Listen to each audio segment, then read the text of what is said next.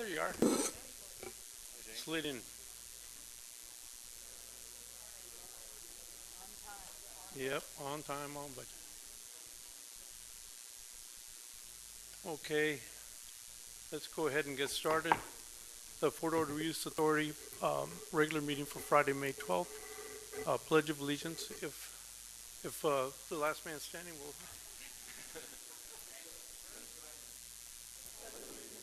Flag of the United States of America and to the republic for which it stands, one nation, under God, indivisible, with liberty and justice for all. Thank you, Supervisor Phillips.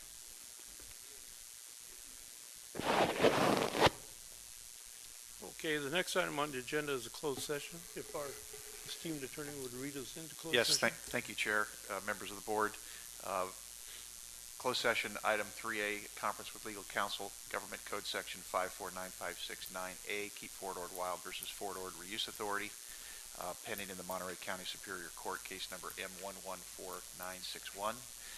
Item B, conference with legal counsel, Government Code 54956.9A, successor agency of the redevelopment agency of the County of Monterey versus the California Department of Finance. County of Sacramento Superior Court, case number 34201680002403, and item 3C, Public Employment Government Code, section 54959.7B, Executive Officer Evaluation. All right, let's head to the office. Oh, are there any comments from the public on any of the closed session items? Seeing none, we'll head up.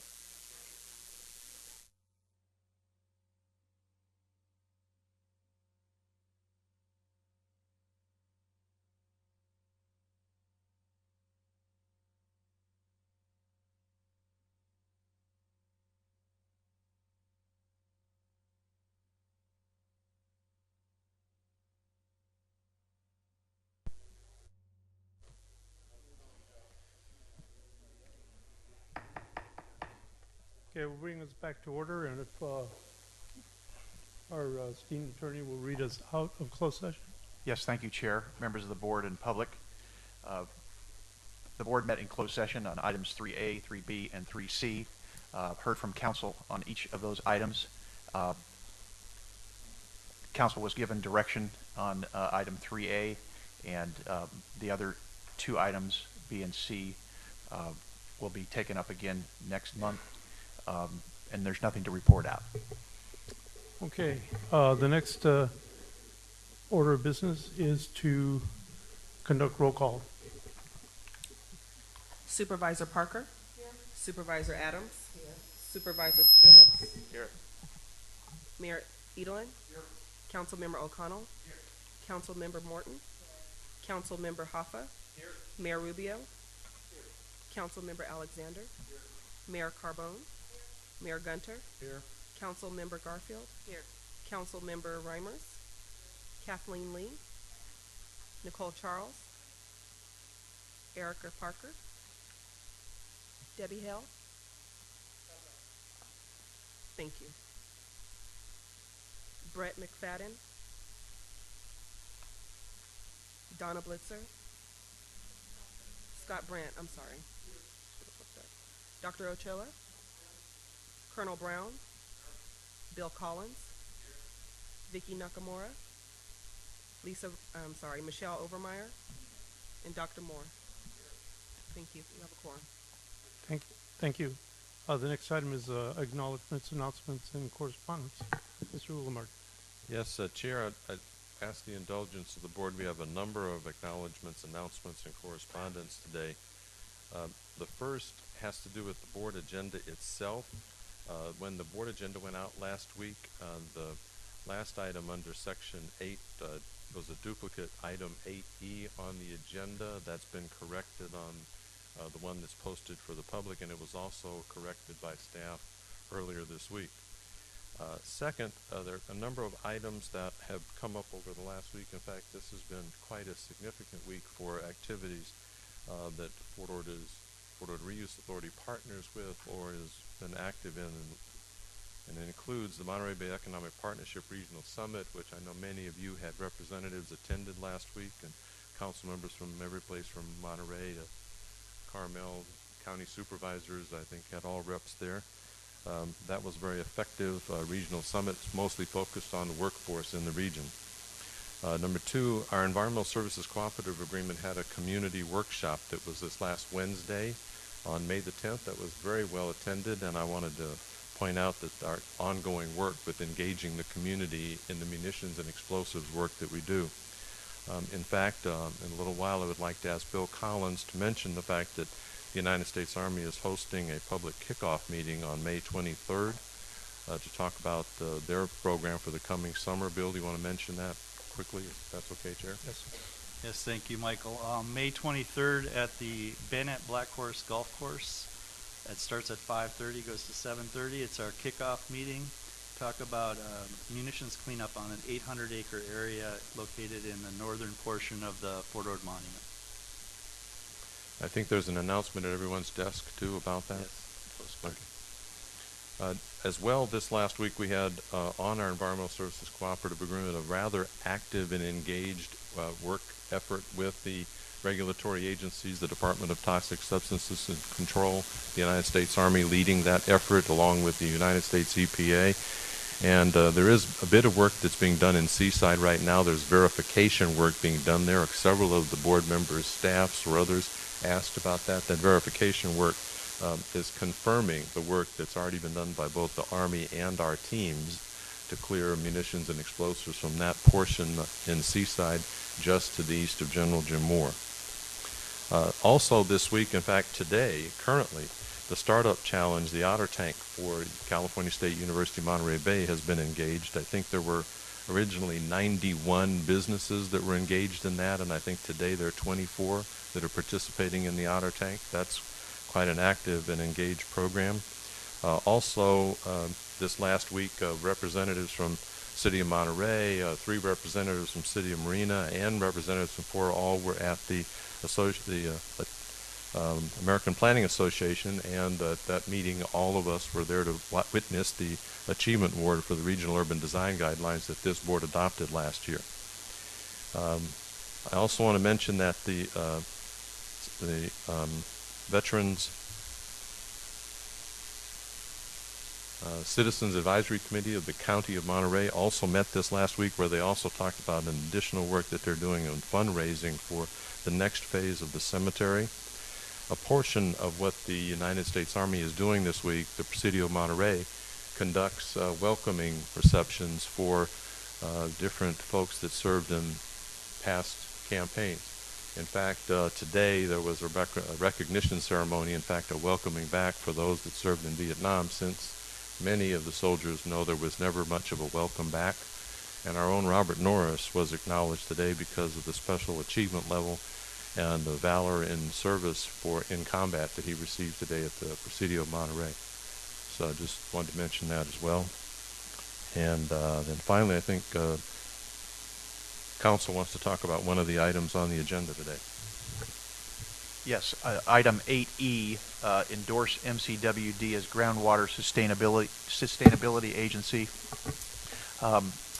There has been discussion amongst County Council, and I need to further my discussions with MCWD Council.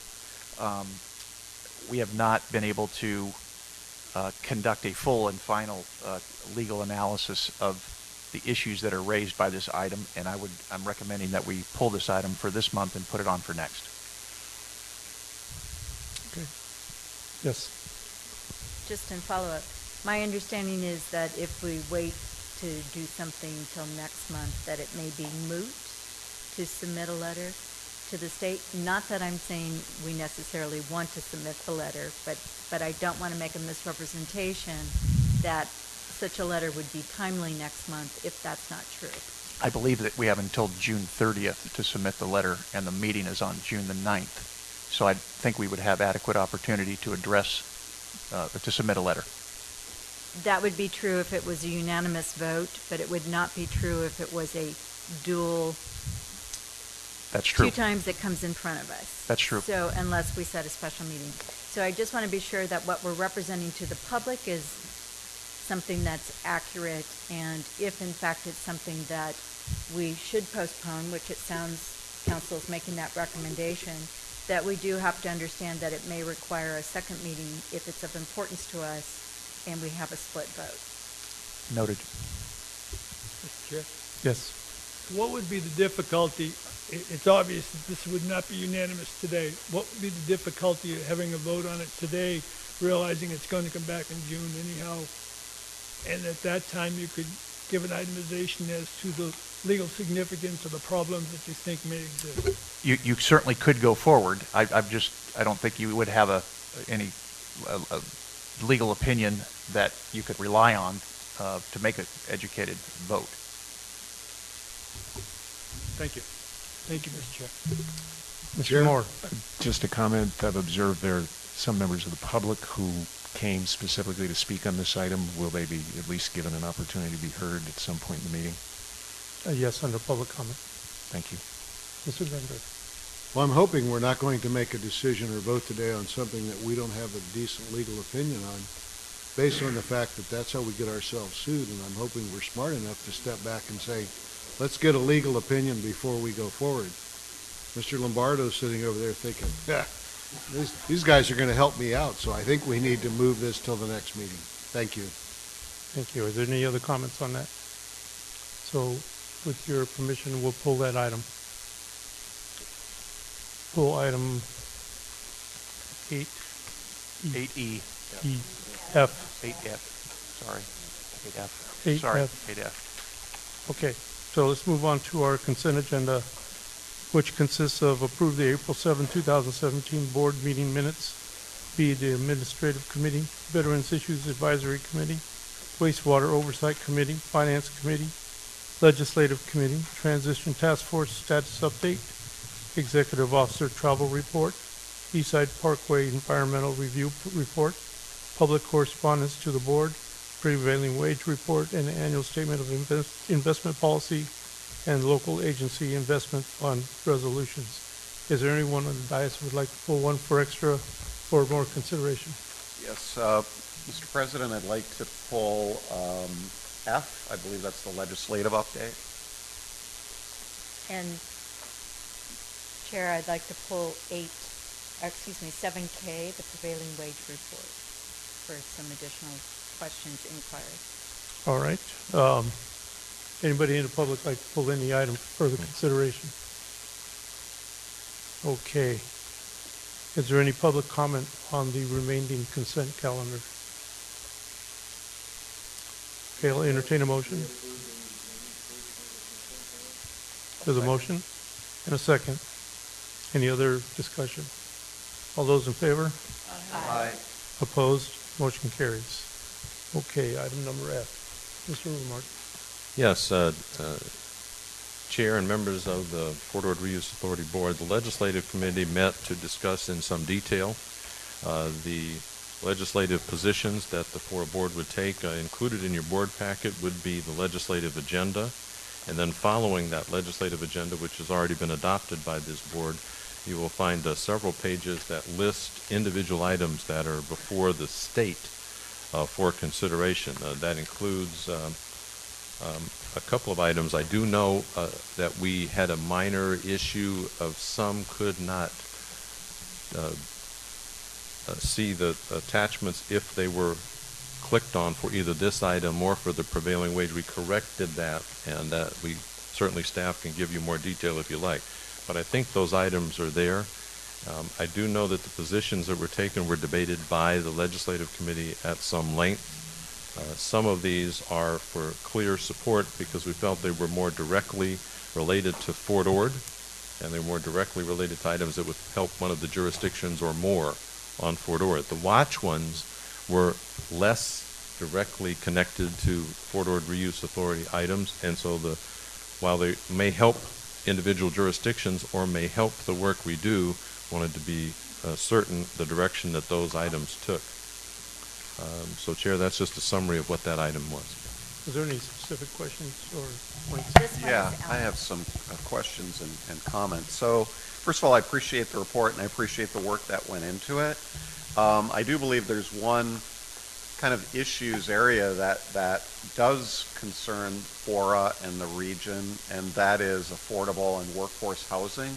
And I noted that there were a number of bills that relate to that. Some of them we support, which is great. I think AB 59, or no, excuse me, SB 2 and SB 3, it looks like we're supporting. But I'm wondering if we could maybe get some feedback from either our legislative liaisons or from the committee about AB 59, AB 73, and SB 62, all of which we have kind of to watch, and I'm wondering, in my view, why we wouldn't be supporting them.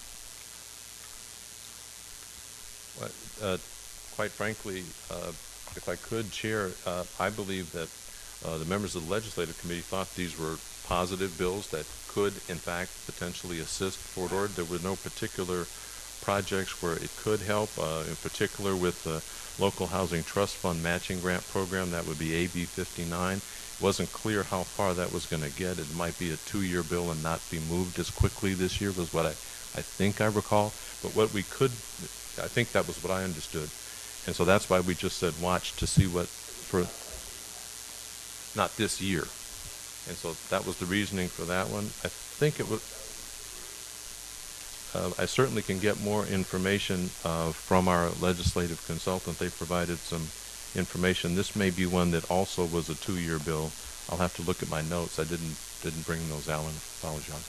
And then the last one is SB 62, which is an Affordable Senior Housing Act. And I don't know if anybody's planning affordable senior housing, but it seems to me possible somebody might plan affordable senior housing, especially if there was going to be support for it. I do know that there have been a couple of locations where senior, or more seasoned, sometimes I call it, housing with being a more seasoned one myself, would be a valid application for some. I know Seaside has considered a senior or / adult living facility along portions of their property. I know that the city of Marina, in fact, part of the Cypress Knolls project was always targeted in the early days with the More Housing program for a retiree program. So I don't know if that's still the case, but I know in both cases there was an approach there. I would be happy to bring this back at a later date if you wanted more information. And if this does not mean the board could not next month take actions on each of those, if you wouldn't mind, I would research those and maybe bring those back to the legislative committee for additional consideration. So that makes sense to me. We could approve this, and then maybe the committee could look at some of those and see if they want to bring them back. Is there any other questions from the board on this item? Anything from the public? Okay, I need a motion. Second. To the motion and a second to approve item 7F. All those in favor? Aye. Opposed? Motion carries unanimously. Item 7K. Yes. Ms. Morton. Yes, I pulled this for a couple of reasons. One is that it says information action item. The recommendation is accept the prevailing wage status report, but in the third paragraph, it is indicating they're also recommending extending the prepaid licensing period through the next fiscal year. So is it asking for that action as well, even though it's not identified as an action in the lead-in? That's question number one, or is that just a note in the report? Not by this, we're not requesting that. Okay, perfect. Then my next question, it's answered, it's fine.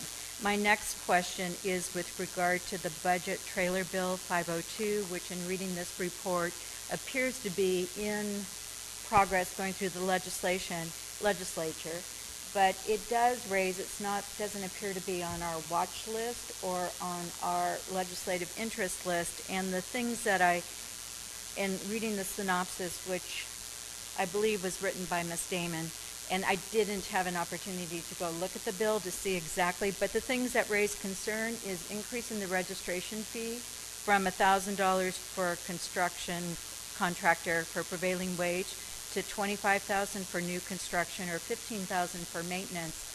as we as the board have a policy to favor our local hires and our local businesses, that small businesses doing projects, $25,000 is a heck of a lot of money and may be an impediment to the encouragement of the businesses in my community, your community here, of all of us being represented. And this may create a hurdle and something we cannot overcome in trying to do our local hires in the future. So I think it's something that we need to look at. The second red flag for me was that any agency, public agency, failing to notify the department was subject to a $100 per day fine, up to $10,000 for each offense. What we don't know is what triggers that, when is that date, or, for example, is FORA or the city of Marina or whatever jurisdiction, if we've already sold the project, sold the land to a developer, and the developer is doing some kind of work with prevailing wage, which is applicable here on all of former Fort Ord, does that give level to the rise that that's a project within this reporting requirement? And then how is that enforced if I don't know what a developer is doing as both a FORA representative or as a representative of the city of Marina? So I just see inherent problems in this that are going to me, we should be watching it or advocating or improving it in our legislative processes. Chair, if I might, the staff and the legislative committee discussed this at some length and agree with you. Well, thank you. But it's not on my list and- here on this other page. And the problem we have with that is because it's in the budget trailer bill, it doesn't actually have a budget listing. We could probably make it a point to report back to you on how that's going next month without any trouble at all. We intended to bring that back for the board's attention, and just for the record, next month is going to be the legislative session. So the representatives from the state will be here to hear. Okay, well, we're on the same page. Great. Do you have a motion? I've got a question, if Oh, you yes. don't mind. So, my understanding is, hearing from the buildings and trades, that we are still having issues with compliance on a number of our projects. And I just want to register and make known my concerns that we have workers who have contracts. All of us work. We have contracts. We expect to be paid what is fair and what is contractually required. It's not appropriate that people are working and not getting paid what they're owed according to prevailing wage. So I hope that the jurisdictions will make use of the software and will work with the developers to make sure people are being paid what they're owed. Yes, we are aware that all the members of the board did receive letters from the trades, and we were intending, as this progresses, they have asked some rather specific questions that we will respond to them, and maybe the board as well next month, maybe along with this question about the additional fees as well. Okay, any other questions on this item? Any from the public? All right. So I'll move that we accept the report. For a second. The motion and second to accept the prevailing wage report. All those in favor? Aye. Opposed? Motion carries unanimously. Thank you. Business items, 8A, UC Monterey Bay Education Science and Technology Center status. Yes, Chair and members of the board, Josh Metz will introduce this item, and we have with us today Vice Chancellor Scott Brandt, who will talk about the status of the great work the University of California is doing today. Indeed, thank you, Michael, and members of the board. Glad to be back here. As we mentioned last month, the board previously requested that UC come here and make quarterly updates to keep everyone apprised of the progress that we're making on realizing some of the economic development opportunities out at the UC Best Center. So Vice Chancellor Brandt will fill you in on some of the details, but I'll just say through my experience, it's been an increasingly productive process working with the team at UC, both to explore ways that we can activate the real estate opportunities and continue to explore business recruitment opportunities.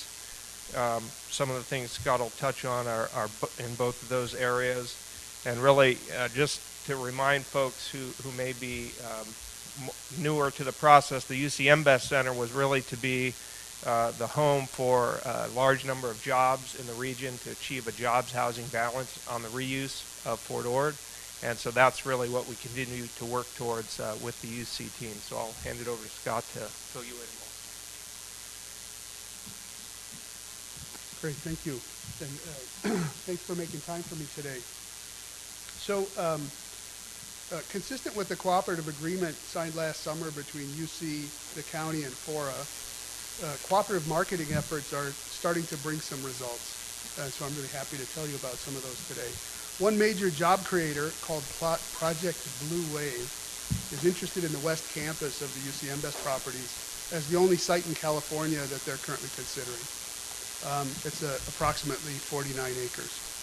The City of Marina has been instrumental in organizing the information needed to respond to the needs of this project and is very interested in ensuring that this firm is able to locate in Marina.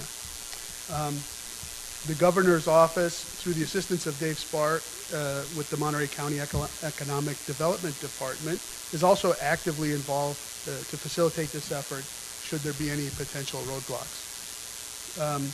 The site is one of 6 sites currently under consideration by this international company, and only 2 of which are in the United States. So they're looking far and wide, apparently, but very interested in our site.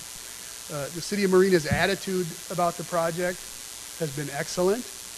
Although a site within the airport area owned by Marina is also considered as a backup site, city officials have stated to the project proponents that they strongly support either site as the future location for this major company. And this is directly related to my next topic. We're looking forward to forging stronger relationships with FORA and regional governments going forward. So the public bid process to purchase the West Campus site, all 49 acres, is about to begin. And from my perspective, this actually represents major progress. I think nobody here would argue that University of California can move slowly. And moving forward with the sale of the West Campus site is really a direct result of the engagement that we've had over the last few months and the desire to move forward somehow with our economic development aspirations there.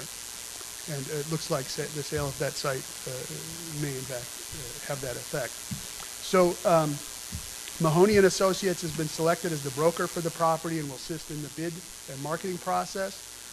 This brokerage firm indicates that there should be a lot of interest in addition to the likelihood that Project Blue Wave will be a bidder, given the current economic climate and the low inventory of light industrial land in northern Monterey County.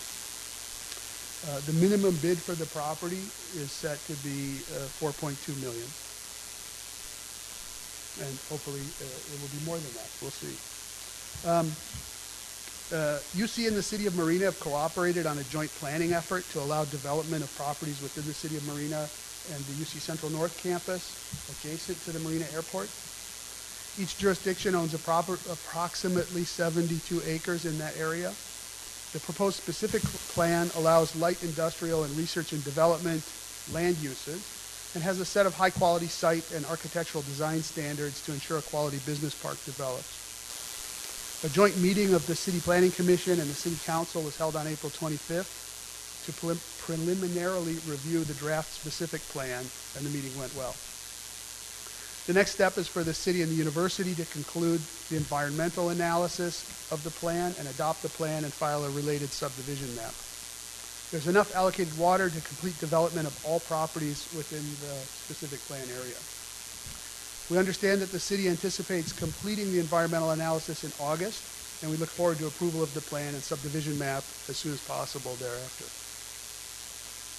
The consultant for this project, Frank Hazelton, LSA of San Luis Obispo, states that this planning effort was the most cooperative town-gown project he's worked on during his long tenure with the firm. We appreciate Marina's efforts to bring this plan to conclusion. UC remains committed to assisting in the completion of the base-wide habitat conservation plan and ultimate issuance of incidental take permits for all of the land use jurisdictions so that future development will be unencumbered by environmental issues related to endangered species. The 480-acre Fort Ord Natural Reserve, FONR, owned by UC, will be instrumental towards this effort by supplying a large chunk of habitat mitigation area required by the U.S. Fish and Wildlife Service and the California Department of Fish and Wildlife. So that's it.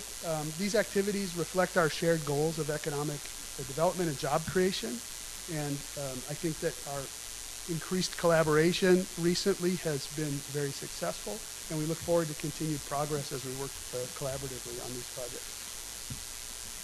Thank you. Thank you for a very nice presentation. Any questions for Mr. Bryant? Comments? Go ahead. All right, thanks. Thanks so much for the report. I'm glad to hear about Blue Wave and some of the things that you're working on.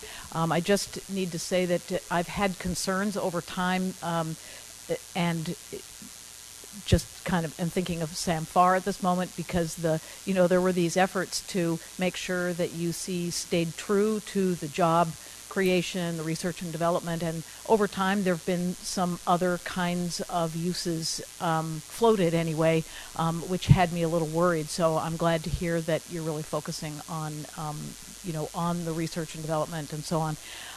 And you didn't mention the East Campus, but I am aware that there is essentially a housing project being proposed for that, which I have grave concerns about, and that really doesn't fit with the jobs creation part of the plan. So I'm hoping that as you're working together with the various parties, you'll continue to look at that part of the campus as something also to fulfill the reuse plan's economic development mission, and not have it deviate into something that really isn't part of the plan. Thank you. Okay, thank you. Any other comments?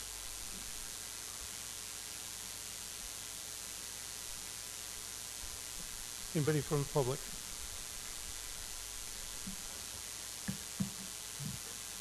Yeah, I just would like to add just a particular note to Vice Chancellor Brandt that the FORA team, actually, Mary Israel and Jonathan Brinkman, both working with your team from the Natural Reserve, actually built their own individual cages and went out in the field and individually planted those to collect special seed from Yaden's piperia so that they can prove the propagation of that particular species. So that's a great deal of help for our habitat conservation plan. And it's just amazing to me that we have professionals that will take their own personal time and get out in the field and get in the sand and do that kind of work. That's excellent. Thank you, sir. Thanks.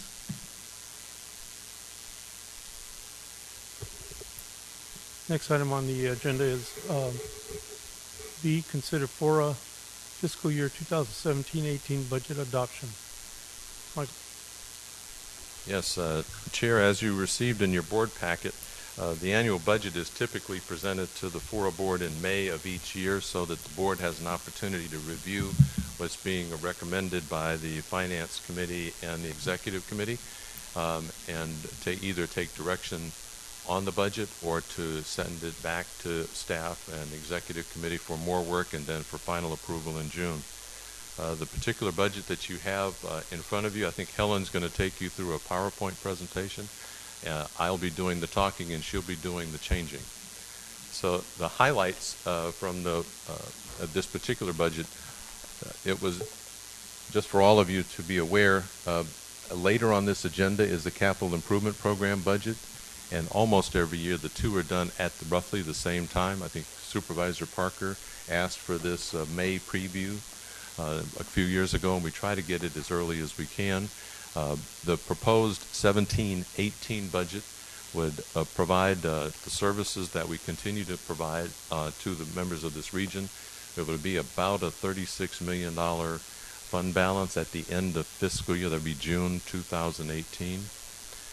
There would be about $631,000, though, of that fund balance that would be unassigned. That means of that $35.9 million, of the 36.5, 35.9 is already committed. For example, there's roughly $12 or $13 million in habitat conservation reserve that the board holds for future payments to preserve habitat on the base. There's also a reserve for use for the building removal program. So there are reserves for those purposes, and we'll talk about that as we go through the budget.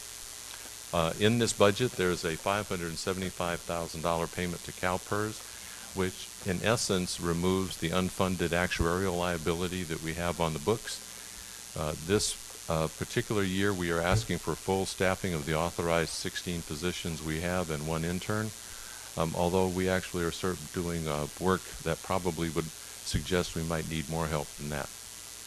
Our compensation and benefit program has requested some adjustments this year to be in compliance with the cost of living adjustment that's already indicated on future pages, as well as some health benefit adjustment. And then this also proposes rather specifically the extension of the economic development program that you heard about considerably last month and more today. The summary of the budget is kind of straightforward. I mentioned before, $36.5 million is the ending fund balance on 6/30/2018. Our total revenues anticipated for the year are a bit over $10 million.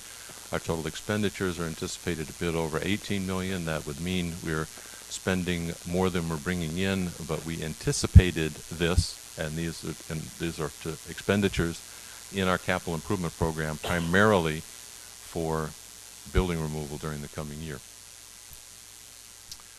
In terms of revenues, this is where the money comes from.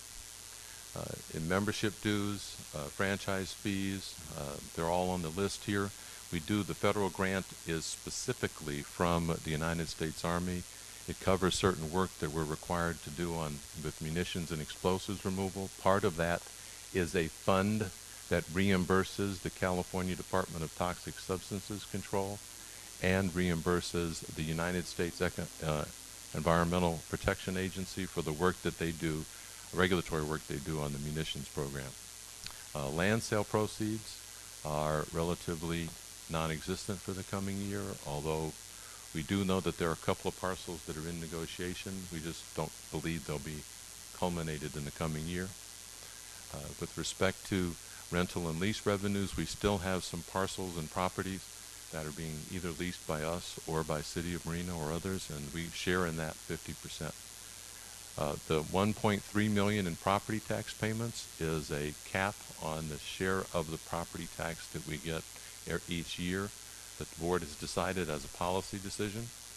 The remainder of that money, $1 million or so, goes toward the capital program. There are also some other reimbursement agreements. That small $5,000 is where we will charge folks for the work that we provide when private developers and others have to do work in our munitions and explosives areas that requires us to oversee that. Our munitions program from the federal government doesn't pay for that, so we charge a relatively small fee for oversight of that work. And then finally, we get about $90,000, we think, this coming year for our interest return on our investment. We do have, as I said, amount of capital that we keep in various banks that are all covered. Under expenditures, this also is fairly consistent, not too much different from recent past years. We about have $2 million in salaries and benefits. That comes out of the general fund, about $150,000 out of land sale proceeds, about $630,000 from developer fees. Our total annual budget for salaries and benefits and supplies and services is about $3.7 million. We have other contractual services that we do during the year that could be either attorneys or it could be special consultants like EPS doing our consultant work. That's all part of our operational budget.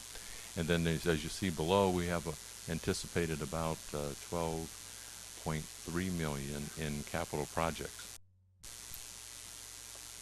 Our fund balance is pretty much straightforward. That's a little bit difficult for everyone to see, but this is just a summary page that depicts how we get to our $36.5 million at the end of the fiscal year next year. And it shows those fund balances. It shows where the money comes from to pay for the specific categories that you see below. So habitat management, for example, all comes out of developer fees. our operations and other expenditures come out of primarily general fund expenditures, which could be multiple different sources. Next. I'm sorry, say that again. Yes, the operating budget. You know what? I can't see this. You're going to have to do it. Use the mic. Use the mic.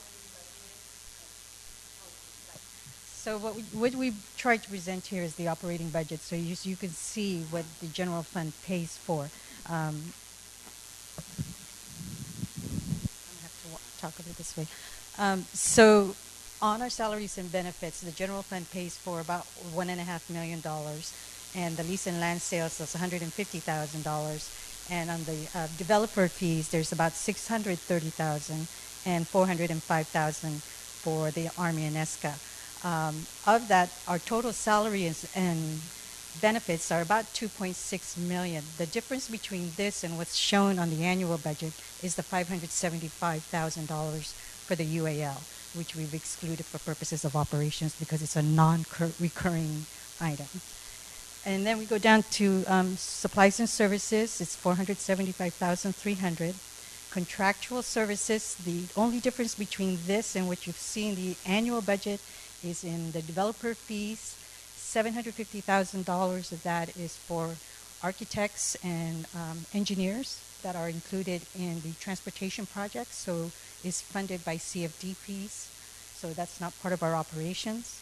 So of our operations here, truly, if you look at it, we have about $4.7 million of operating costs, of which $1 million is funded by ESCA, and $250,000 is funded from the property tax for the prevailing wage. Any questions? So in terms of compensation and benefit adjustments, the total package that we're representing here is about $3,259,000. That would be where it would be at the end. And I think Helen did a great job of describing the two of these. I see that my wife just came in, and she spent many years in the finance department of the state of California. She should be doing this presentation. This is an increase of about $300,000 from our prior year, and that's because we are requesting that the board approve a 3% COLA for employees, which is about a $65,000 impact. A health insurance benefit. The FORA board is paid for the health insurance of employees here that have about 38 months left on their contract with FORA. That's about a $17,000 impact. And then we're asking for a particular fund that would allow us, as we anticipate staffing changes, instead of hiring new, we may be looking at either providing reassignments for folks and stipends, or hiring people on an interim basis, and then we think we might need a small retention benefit packet to cover that. This does not include what had been requested to the Finance Committee before for PEPRA. We excluded that in this request. I think that was at the suggestion of members of the Finance Committee. We agreed. So those are the items in our compensation and benefit adjustment. The next item is our cost of living adjustment, and this gives the board members a reflection of what is either being proposed or has been adopted under an existing contract for COLA for the coming year in comparable agencies or board members here at FORA. Essentially, we are in line with what those are. The actual COLA for, as noted for this region, is 3.44, so this is about 0.5% below the regional cost of living adjustment. Under health insurance, we specifically are requesting this, I think it's $17,000 impact. This means that the cost to employees would be about 5% as we anticipate what will happen early next year. Next. The retention benefits, again, I anticipate that we may have some need for special assignments. We may not use this fund at all. If, for example, the board removes some of our activities or doesn't give us more, we might be able to manage with less. But I believe that the increased work specifically for the Transition Task Force, the Legislative Committee, the new work that we anticipate in working with the Army for not expediting, but cleaning the remaining parcels and finishing that work, Bill Collins, by spring of 2019. It's going to require quite a bit of extra work, but we think that this pool that we'd like would be about a $50,000. We may not use it. And then, so there was a specific request by 3 board members that we talk about the economic development program. We noted in our board report that the board had indicated that it wanted a review of this program after 2 years of funding. And Josh last month gave an overview of what the program has been doing and its successes. You heard from Dr. Brandt today and others about the economic development program. Josh will have about 4 slides, I believe, or 5. Yeah, so not to be too repetitive, though, I did get a chance to make a presentation last month. We did want to highlight some of the background program and accomplishments in the last 2 years. Of course, this is the history of the economic development program formally here at the board. In particular, the 2015 action to fund an initial 2-year period with program support of regional programs with CSUMB and other regional programs, as well as the staffing of which I'm the primary representative. And the program we laid out includes these key points: building on regional strength, engaging with regional partners and stakeholders, developing and maintaining information resources, pursuing new business, and measuring and reporting progress, which has been the focus of our work over the past 2 years. These are a summary of the key accomplishments that we would call out for, and I've gone into them in more detail, and they're all available on our FORA website, as well as our new Board Forward Economic Development Information Resource for the region. So be happy to answer any questions that there might be on these, but I'd just like to say that the effort seems to be bearing fruit on a number of fronts, and we're hopeful that you'll see that value and continue to fund the effort going forward. Thank you. That's from New York. That's Josh receiving the award for the Regional Urban Design Guidelines. We'll take questions after. So our requested board action today is to either approve the proposed compensation and benefit adjustments or provide direction, extend the economic development program, and adopt the annual budget or provide appropriate direction. Okay. Are there questions for staff? Mr. Hoffa? Yeah, 2 questions, one for Josh. The first, Josh, I saw American Biosciences. I just wonder if you could tell us a little bit about what that entails and what the likelihood of that leading to some kind of business development is. Yeah, be happy to. That was actually early on in my tenure, and this company is a medical foods provider. They convert a wheat germ product into a popular bar that's has some impact on cancer patients as a nutrient supply. And they initially made outreach to us, and it was through a vintner from Santa Barbara that I had in a past life done some business with, and he found his way up here and was partners with this company, and we shopped them around to possible locations here on Fort Ord, and in fact UC Best was their initial idea would be to put a building up out there, but through doing that process and their critical path, it was determined that they needed to move faster than we would be able to do out there, and so we were lucky enough to find through the city of Salinas a home for the company. They moved their manufacturing operation out to a light industrial building in South Salinas. They're now up and running, and they got a pretty sophisticated lab there, so they're looking at expanding into a number of different potential directions. But that company is in fact here in the region.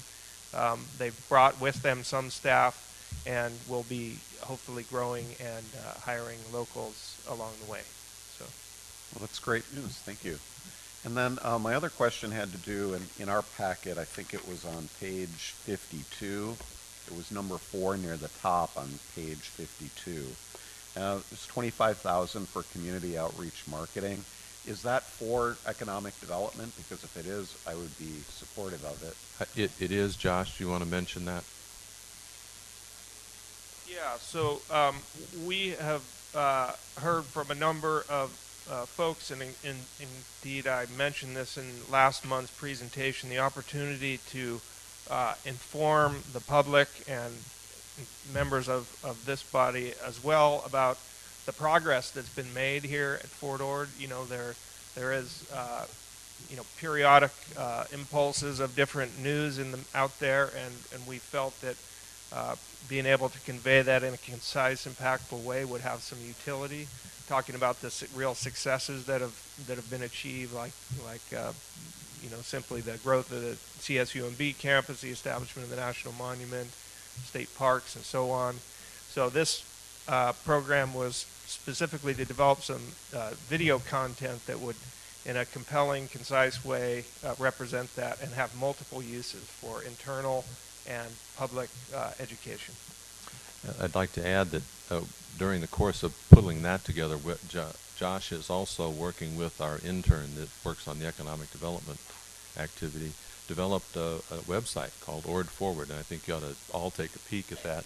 It has a complete yellow pages of all the businesses that are now in Fort Ord that they have developed, inserted, put all that together. Just double click on it. You can get to any business on the former Fort Ord by going straight to that website. There's a number of other activities that they're doing. All of these are linked together and putting together this comprehensive program that offers help not just to Fort Ord jurisdictions that have land use, but to the others that are in the area. So when Josh gets reports and then gets links, it's not just shared on Fort Ord, it's shared for the region because we see it regionally as beneficial. It just so happens that most of our work has benefited Marina. Mr. Alexander. Michael, this question is, I guess, more of an educational question for me, being this would be my first budget adoption on this board. But I see that our operating budget is about 1 million plus some in the red. Has that ever inhibited federal grants, the granting federal grants in the past, or any other funding? Go ahead, Helen. I'm sorry, could you repeat that question? I'll answer this with respect to federal grants. We have been very successful in securing federal grants. During the last 20 years since I've been executive officer, I think we may have received maybe $175 million in federal grants, probably another 20 plus million in state and other kinds of local grants, and I'm not including in that the grants we received for the Veteran Cemetery, but those because they were more specific. But we did get grants for building removal early on, hundreds of thousands from the Packard Foundation. We received other building removal grants from the Corps of Engineers. We received defense adjustment matching grants called DAM grants from the state of California early on, millions of dollars there.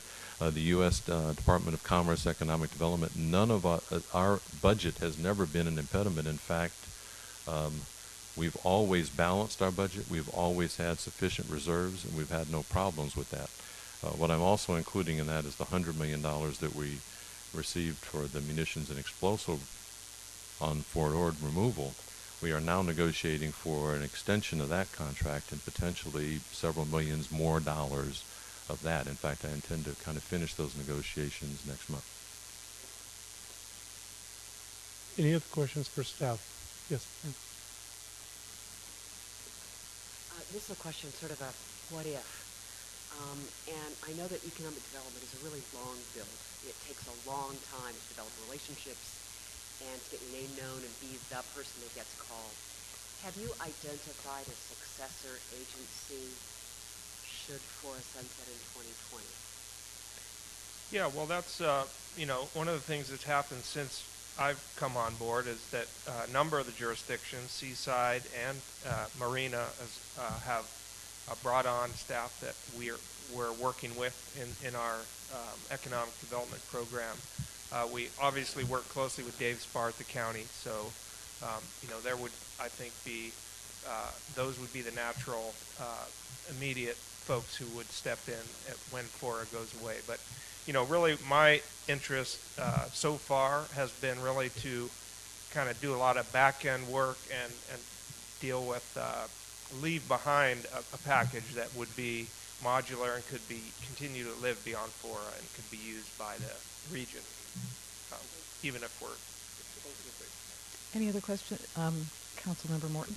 Josh, while you're at your very last slide where you had your accomplishments, and I do want to acknowledge that I think you have. Oh, you mean this one? One before. That's a very good one, but that one. Okay. Yeah. But I just wanted the key accomplishments, and when your position was being created, I felt your position was redundant to the individuals you just labeled in the other jurisdictions. Right. And I'm looking at your key accomplishments and noting that the planning, the regional urban design guidelines, and the regional trails blueprint, and I give you tremendous credit for both of those things.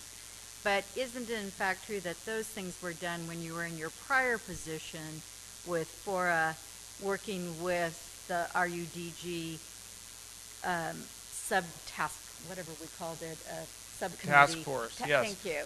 And with PRAC, and then with the trails, those. I can't count those in this one, you mean?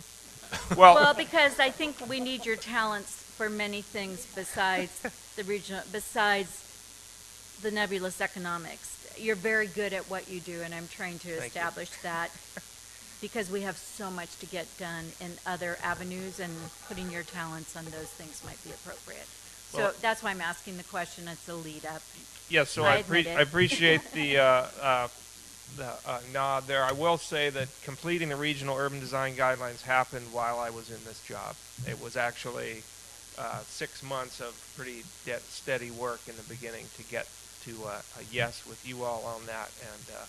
And indeed, the regional trails blueprint was a product of a lot of the conversations that we were involved in the PRAC, and certainly Fred Watson and Scott Walt's hard work.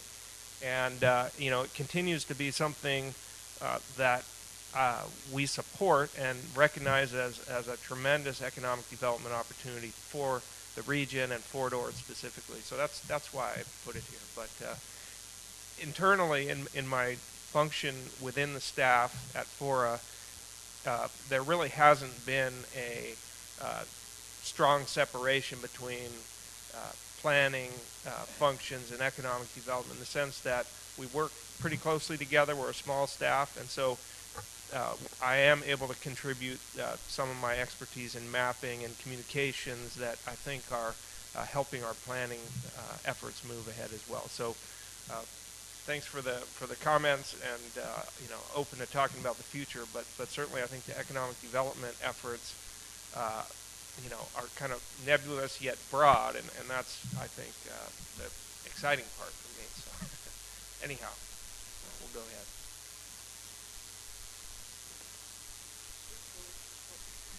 I might just add, you listed regional partnerships and UCMBES, but I would say that your engagement with us has been part of the reason that things have accelerated, and that we've made the progress that I was able to report today. So we really appreciate that. Thank you. Ms. Parker. Thank you. I have a question about PERS contributions. It's my understanding that the FORA employees have their employee portion as well as the employer portion paid by FORA. Is that true? Incorrect. Only the classic employees get both shares paid by FORA. And is there a plan to move the employees to paying their portion of PERS so that the classic are equivalent to the newer employees who do have to pay their portion, the employee portion?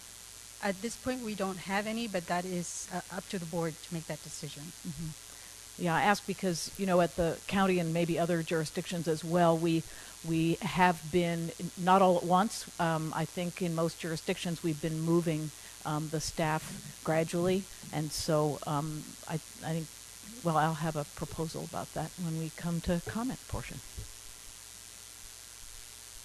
Can I? I guess, listening to Supervisor Parker, I mean, in the event that FORA does extend, it seems like 2020 might be the time for us to have that conversation and maybe figure out at that time. I think I wouldn't want to be in a position where we edge somebody out in the last few months of the operation. But I think if we do extend, that would be the time to have that conversation with folks. Any other questions for staff? Ms. Morton? Yes, so in our staff report at page 51, I'm just trying to follow the train of thought, and I know I sit on this committee, but I see three different numbers, so I'm trying to understand. It says expenditures 3.259 for salaries and benefits, 3.259 million appears there. So then on one slide, I took off the 575,000 one-time unfunded PERS obligation, which got you down on one slide, you had 2,072,862. But then a third time that it appeared, salaries and benefits defined as 1,497,000, and your testimony or your statement was that that was to subtract the 575,000 one No. time. But it appears, if I'm looking at these three numbers, we've subtracted it twice, or there's some other expenditure that's included in the number on page 51 that I don't see. Sorry, my pages got mixed up here because I was pulling things as I was going to the board. Let me find that. So for our total salaries and benefits, 3.259. If you take out the 575, that leaves you the 2.684. So that 2.684 consists of salaries of 1.9 million, 672,000 for benefits for health, retirement, CalPERS, and then also 100,000 for temporary health, vacation, cash out, sick, and included in that 100,000 is the 50,000 we are including for the retention benefit. So that's the $2.6 million. And then you had a third slide up there about salaries and benefits at 1.497 million. That is the portion that is attributable to the general fund. So as you can see, the total annual is 2.684, but we allocate those funds based on if it's a general fund function or if it's a lease and land sale function, if it's, doing anything for CIP and so forth. Thank you. You're welcome. Any other questions? Yes.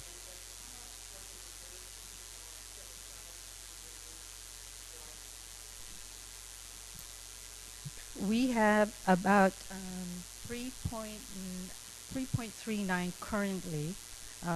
We have $7.2 million in building and lease and land sales to be used for building removal, of which currently right now we have set aside 3.3 million. So originally last year we had $7 million, and we're looking to expand 3.9 million this year for the removal of the stockade and the surplus too. But I think your question was how much do we have in reserve? So this is this year's expenditure. There will still be more funds in reserve. I think our obligation is around 7 million and change, Jonathan? That's correct. Right, so that is in reserve. But a portion of it will be spent this year. The surplus This year is surplus 2 in Seaside, and we're working with the Marina on the stockade or maybe an alternate plan. Any other questions? Okay, I'll take it out to the public. Any questions from the public? Good afternoon. Can you hear me? My name is Liz Ansani, and I'm a property owner in the county as well as a business owner. If I could request to you for the accomplishment slide, I'm wondering how many businesses that we've brought in. How many people are we employing at those 4 businesses?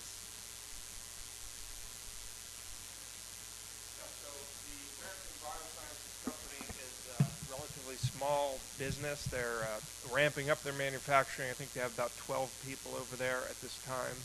The Wine and Food Center remains a concept, looking for a home. We've shopped it heavily around in pretty much every potential site in the region, so that one's still to come. The green building supplier also looked at some of our properties, but was unable to, within their critical path, make this a home. And the cosmetic manufacturer is still in the pipeline. So that's about I think they said they had about 150 employees part of that. But you know, this is kind of like a sales pipeline process, and so you know, the more opportunities, sites we have, the more effective we'll be in knocking these down. So we're kind of setting the stage for being able to put up more numbers on specific recruitments in the months and years ahead. Thank you for that. And I would just follow up with, I'd really encourage FORA to, and I don't know if this is even the right place, I'm first time here, but I see this peninsula really has a need for greater business opportunities and employment opportunities overall, with really well-paying jobs, and with the university here to support the education and to really encourage our students to stay here and be able to be part of our community. So I hear, you know, it's great that we've got some potentials, but I really think with someone, you know, myself, I can have a few positions there with a master's, but not many. And again, new to the peninsula, it's been a personal challenge as well as something I've heard from other people. So thank you for taking my question and comment. Thank you. Is there any other public comment? Seeing none, I'll bring it back. Sorry, didn't see you.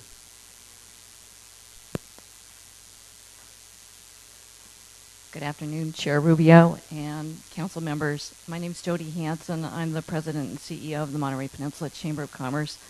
I'm here today to support the extension of the Economic Development Program budget, and I think it's really critical right now. And from the previous, I couldn't have picked a better person to come up before me, because you're hearing it directly from the businesses, the people here who want high-paying jobs.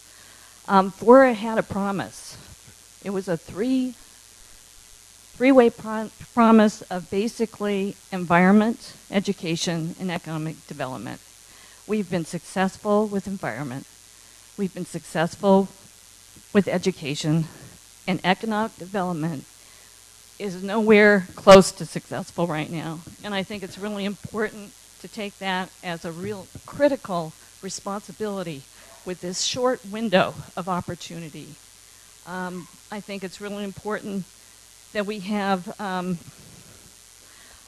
a road system that works so that we can get people to school, to their residences, to their work. We have a broken circulation system. We have to finish. This is really important to everyone. And we have to really look at a balanced approach, balancing interests, and right now, the interests are not balanced. I think Josh has done a fabulous job. We had our presentation at our Government Affairs Committee meeting in April. Without Josh, you're not going to have a coordinator. You know, if you have economic development being done at the county and at the different, you know, cities, everyone has their own interests. But only Josh has the overall interest for the FORA properties. It's really the only place that we have to do some real good work on jobs, job sites that we're promised. And when you look at the unemployment levels of Marina and Seaside, they're still behind. And we need to make that better.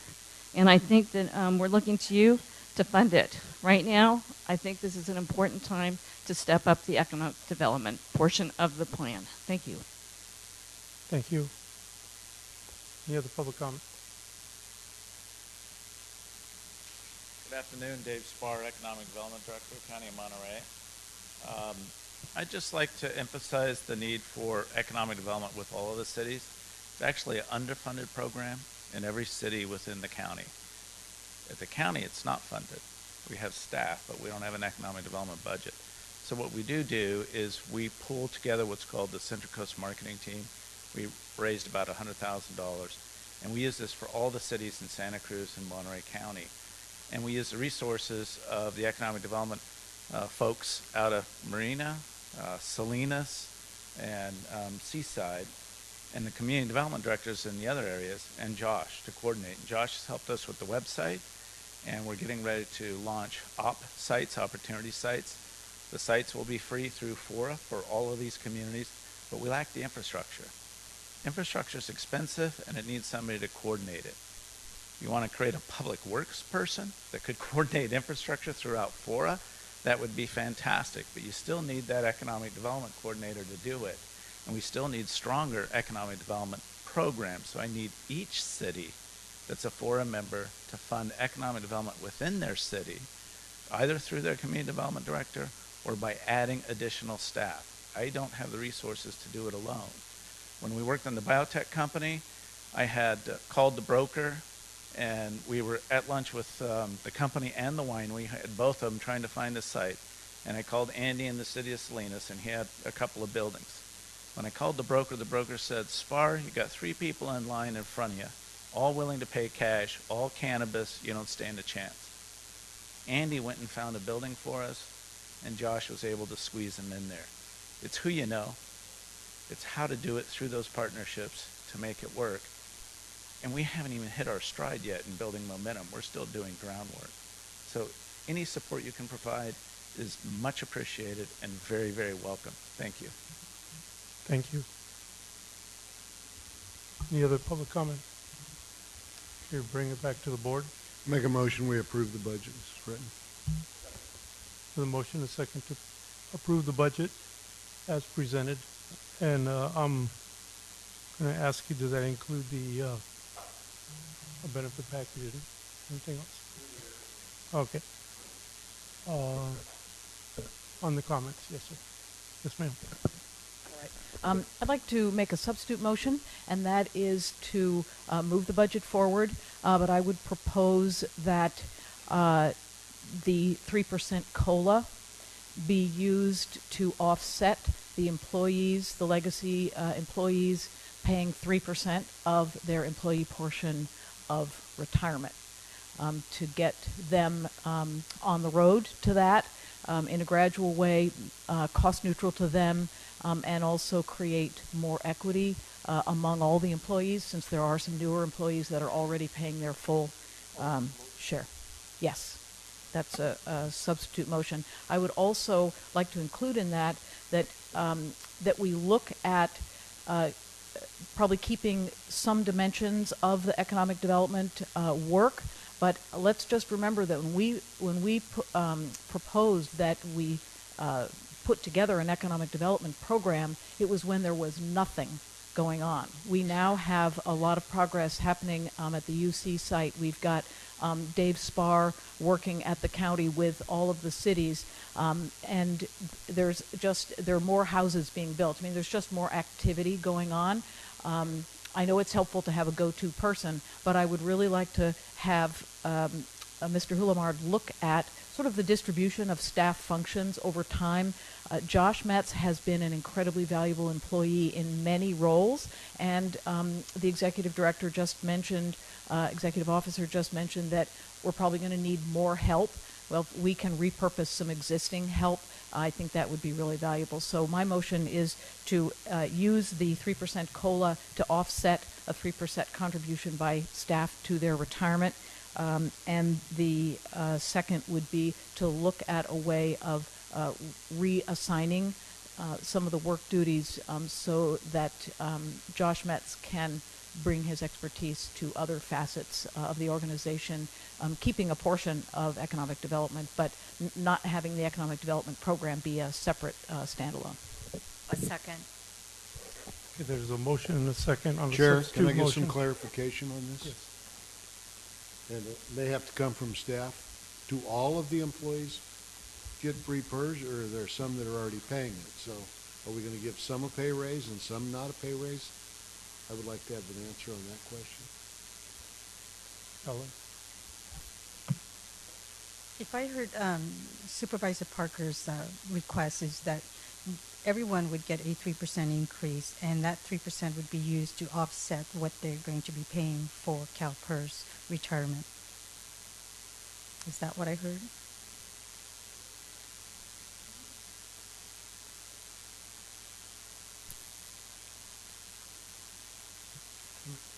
Did you have a follow-up? Do all of the employees pay, do we pay for all the employees first or just for some of them? That, we pay roughly 50% of the employees are PEPRA employees. So that means about seven or eight of the employees are under the new program, and they pay 6.25% of their share of PEPRA, of the retirement plan. Thank you. Ms. Garfield? I'm still confused. So, can we define this in terms of classic and PEPRA so I know who's getting the 3%? So instead of a 3% COLA increase, classic employees are going to have that 3% applied to their My thought was, and this may not be the mechanism by which it happens, but everybody gets a 3% COLA. And in exchange for that 3% COLA, the people who are not yet contributing to their employee portion would contribute 3%. It's a separate transaction. They would pay 3% of their 7% employee portion of the retirement cost. So essentially, there are people who are already paying 7%, right? Mm-hmm. So they're at a disadvantage. So this would start to bring the people who currently have their employee portion paid by FORA a little bit more into alignment with the PEPRA folks who are already paying the full portion. So the classic employees through this would pay a little less than half of the employee portion in exchange for the 3% COLA. Okay, Dr. Ochoa. Okay. It's my understanding that as an ex officio member, I'm able to make motions although I don't vote. Is that correct? So I'd like to make a motion that we separate the two aspects of the substitute motion because they're very distinct topics, and make them separate motions, and we can discuss each one of them in an orderly fashion separately and vote on them separately. Okay, so you're open to separating the two? Okay, and the seconder? Okay. All right, so this is still a substitute motion. Mr. Edlin. In the last couple of years, we've lost a lot of the employees, the old-time employees. We're looking at, in 3 years, FORA going away unless the Transition Task Force is able to find another substitute organization or something else going on there. The employees right now are staring down a gun barrel. They may be out of a job in 3 years, and we're chipping away and chipping away and chipping away at what I think are very, very modest benefits for these employees. I don't want to lose the expertise we have. We have an outstanding staff, but I think as far as morale is concerned, we're being penny wise and pound foolish by chipping away at some of these benefits. I would stay with the original motion. My question is this something we can do in this forum when we're discussing salaries and contracts? I'm concerned that this wouldn't be the appropriate mechanism to make the 3% change without consultation in the contracts.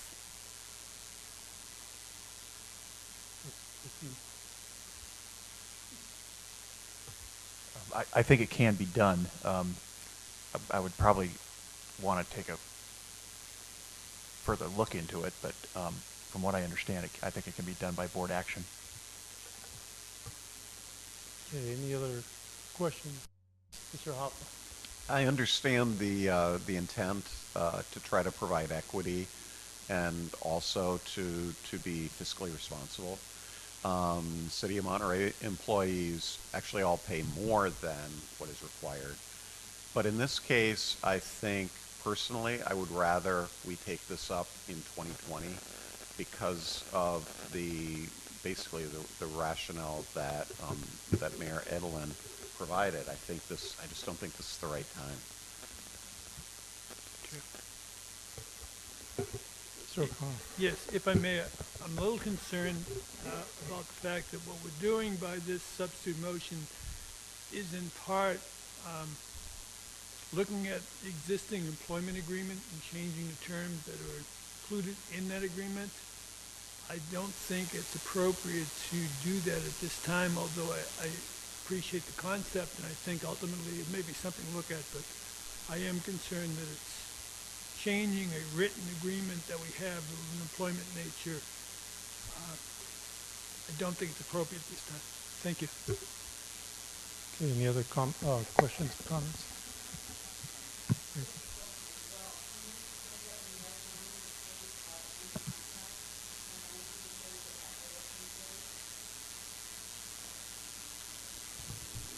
All of the employees are at-will employees. There are contracts that exist, certainly with Michael and others. So Michael's is not an annual contract. The employee contracts are at will, but they have specific terms and conditions. I'd have to look at them before I would recommend an action that separates something from one of it, because I don't want to take issue with any, but I will agree, Frank, I think there are terms that our employees signed on for that this might change. Okay, let me open this up to the public. Any comment from the public? Okay, bringing it back. Supervisor. I concur with the comment that just was made. I think this is a separate issue from the budget. It ought to be addressed separately. Okay, in my role as chair, I guess I'll give my opinion last. Is there any other? But I just have a procedural question. As to the substitute motion maker, would you be willing to ask that this cost of living increase within the budget be tabled for a later date so these questions can be answered? Rather than going forward, make your second motion, and then the third motion would be the budget, whatever the other direction is, without the cost of living being included. It's basically multiple steps. You know, we got a substitute motion. Let's vote on that substitute So motion. she may want to withdraw it, is my point. So why not allow her the opportunity to withdraw that motion And make a different one? and ask that it be tabled for further advice from our legal counsel? Because we're getting conflicting information. Right, the question is, so I would have thought that the budget time would be the time to consider this kind of action. There seems to be a question that the budget isn't the right time. So, to try to figure out if this is something that people would like to consider, it sounds like that has to come back at another time. It's entirely appropriate to consider a COLA increase during the budget time. If what your amended or your substitute motion, it could alter employment contracts and other legal rights that people have existing, and I would be very careful about that. Okay, I'm going to weigh in with my opinion on this. I believe that the original motion answers that question. If you're not in favor of the 3% COLA, you vote no on the original motion. If you feel that this should come back later, that can be another item on another agenda to review those items. But right now, what we're trying to do is pass a budget, and I think we're getting far afield from what the original motion was supposed to be. Now, if you would. So I will withdraw my motion. Okay. Very good. Thank you. Yeah. It seems to me that a lot of discussion we're talking about, and I would refer to Mr. Hoffa's concerns about 2020, and then we've got retention, we've got 2020, we've got the whole compensation and retention issue. It seems to me that that's a package that we need to be looking at with comparables. We talk about what FORA offers employees relative to what all of our municipalities offer. And if we want to look at this fairly to achieve the goal of retention of key skills, we need to know which key skills we're trying to retain. So that's part of, I think, transition planning. And I'm wondering if we could bring that specific issue to transition planning. It is in the charge of the transition Okay, task sorry. force. But yeah, I think that that might be a really good way to dive into that. Okay, so your first part of the substitute motion you pulled out. The second part was? The second part is to, I don't think it necessarily changes anything in the budget per se, but it's asking that we essentially end the economic program as it has been and ask the executive officer to come back next month and tell us how he might reassign some of the duties that Josh Metz might do, to include a portion of economic development, but to look at some of the other functions that he referenced that need work where Josh Metz might be able to be helpful. Was there a second on that? So I'll second that motion, but I did not understand, Director Parker, are you asking for approval of the budget with that, or are you just asking for that item to come back? And if you're asking for approval of the budget, are you asking that the COLA item be taken out? Your approval is the budget without the COLA, so that can be readdressed. And then the METS position, sorry, Josh, the economic development position being characterized as being essential or weighed against our other deadline objectives of the next 3 years. Right. It's a little challenging because we were supposed to, I think, have a separate conversation about the economic development program. It's all been rolled into the budget. So now trying to have a discussion about it is kind of hard. So what I was trying to do was to say, I propose we essentially end the economic development program as it has been, and ask the executive officer to look at reassigning the responsibilities for Josh. So the motion is to end the economic development program as it stands. That's your motion. Yes, and to ask the executive officer to look at reassigning duties as appropriate for, things that need to happen. May I ask, Chair, of the maker of the motion, are we eliminating Josh's job temporarily till we get this brought back, or what? What I'm trying to say, it's up to the executive officer, but I think he's a pretty, creative and capable person, is to look at what are all of the functions that need doing. He said earlier that we might need more help to get everything done. Josh is highly capable, has many skills. I'm sure that he can be redeployed in some very useful ways within the organization. Mr. Edelin. Yeah, I am not interested in keeping Fort Ord wild. I'm interested in some economic development at Fort Ord. We had a speaker earlier talk about education's done an outstanding job. Environment, we've put 99% of our effort in the environment. Economic activity has been woefully underrepresented. We need somebody like Josh who's done an outstanding, a phenomenal job in thus far. We need somebody like him to take charge like he's doing right now to push economic activity forward. You take anybody it's been in management for a long time, you take a position, divide that responsibility as a secondary responsibility among other people, nothing gets done. Nobody's held ultimately accountable. Right now, Josh Metz is held accountable. He's briefing this area. He's done a great job and is next on the line for doing a good job. We need to keep him in there. He's not costing a lot of money, but his position could provide huge benefits for not only FORA, but all the land use jurisdiction in this area. Mr. Moore. So back briefly to the COLA issue, I have to admit to being amongst those of us who don't fully understand the employment contracts we have here. Obviously, there's an employment contract between Mr. Hulamard and the board, although I don't recall whether it calls for a 4% annual COLA every year or 10%.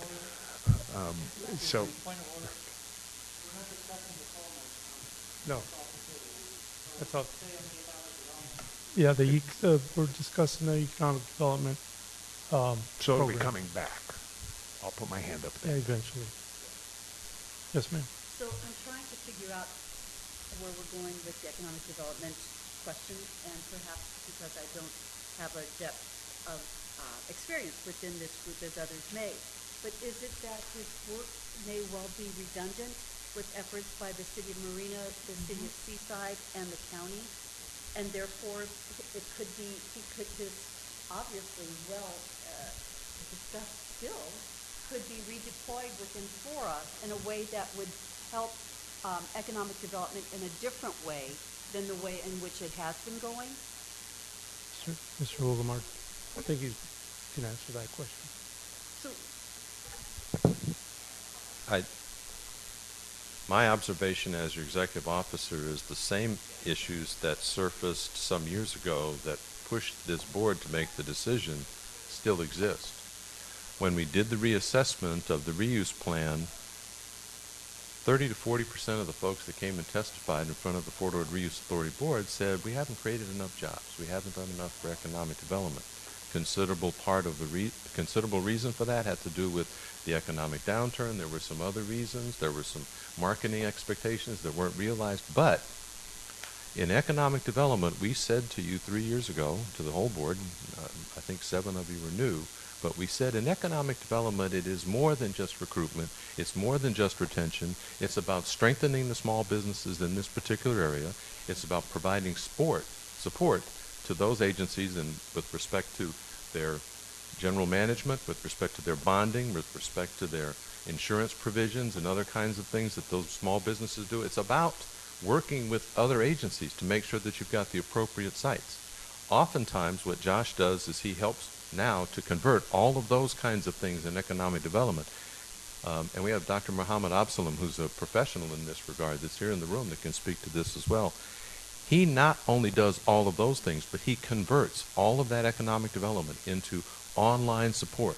He provides direct linkages and doing GIS.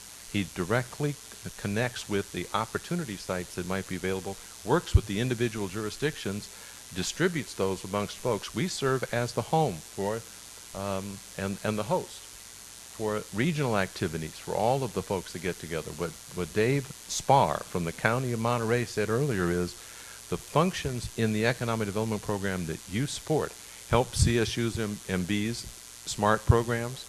It helps the Cabrillo College. It helps the programs that are at UC Santa Cruz, that with the MBES Center. It supports a regional effort.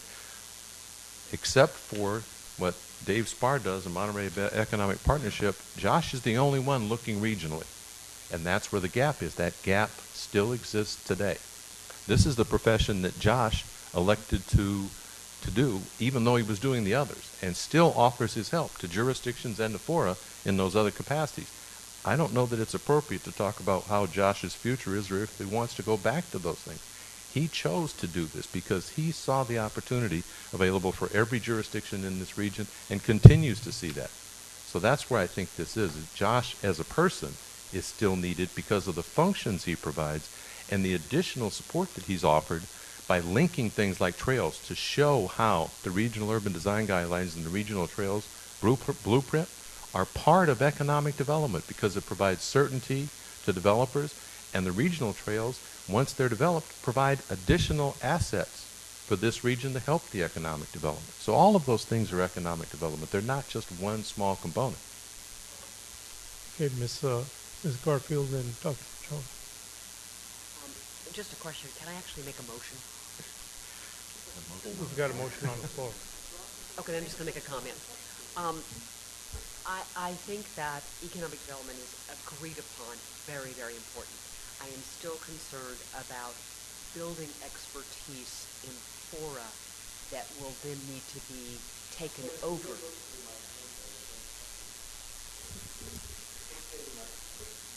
How's that? Okay. Okay. I think we have agreed upon point that economic development regionally is very important. But we would need to have an eye to the future of how that should best be done with regional resources. And so whether that becomes a CSUMB function, I mean, think about the growth in our community's capabilities with the growth of CSUMB over the last few years. And for economic development, education, having educational institutions is the driver for economic development. So that's a power partner right there. I would like to see us move into the next year with economic development still being a focus, but with an additional focus of finding a plan for the future, the near future of how regional economic development can be done with or without FORA. Mr. Ochoa. When I came to this community, I was struck by the fact that the work of FORA seemed to not be focused enough on the economic development function. One of the things we did, you'll recall, is we organized a regional economic development symposium, colloquium, to try to create a common knowledge base and information base about what it takes to engage in regional economic development. Out of that came the regional urban guidelines and a different dynamic, I thought, which dovetailed very nicely with the economic recovery that we're starting to experience in the region. I think that these things tend to acquire momentum, and we're just starting to get our stride. It seems to me that having one person be the point person for economic development at the regional agency that is, in my opinion, with great foresight, was developed by our regional leaders to provide some coherence to the development of this region. I think 1 year is very little time to see the fruits of that. One person is the minimum. I think we should have been doing that sooner, earlier rather than as late as it got done. So I would hate to see us stop just when we're getting started. Economic development is a team sport. It requires everybody's involvement, and redundancy is actually a positive attribute, not a negative one, because you need to have, you can't have single points of failure in economic development. You need multiple systems that can back each other up. The way to, it's all about a matter of probabilities, whether you're going to be able to retain or attract a certain business, and you want to have some redundancy there to make sure that we don't let opportunities slip by. You wouldn't want, a missed phone call by one person torpedo a whole deal. So there have to be multiple channels, and I would urge you to stay on track on this. Supervisor Phillips. Yeah, I completely disagree with the motion. Economic development, as other people have said, has been the one thing that FORA really has been lacking in, and we should have started it a long time ago. If anything, I think we ought to shift more emphasis for economic development rather than less. Mayor Gunter. Final comment on the I'm sorry. Go right ahead. Oh, I'm sorry.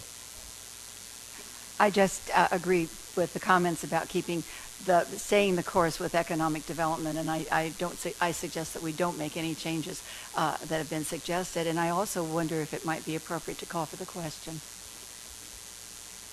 The question has been called for. All those in favor? This would be the second.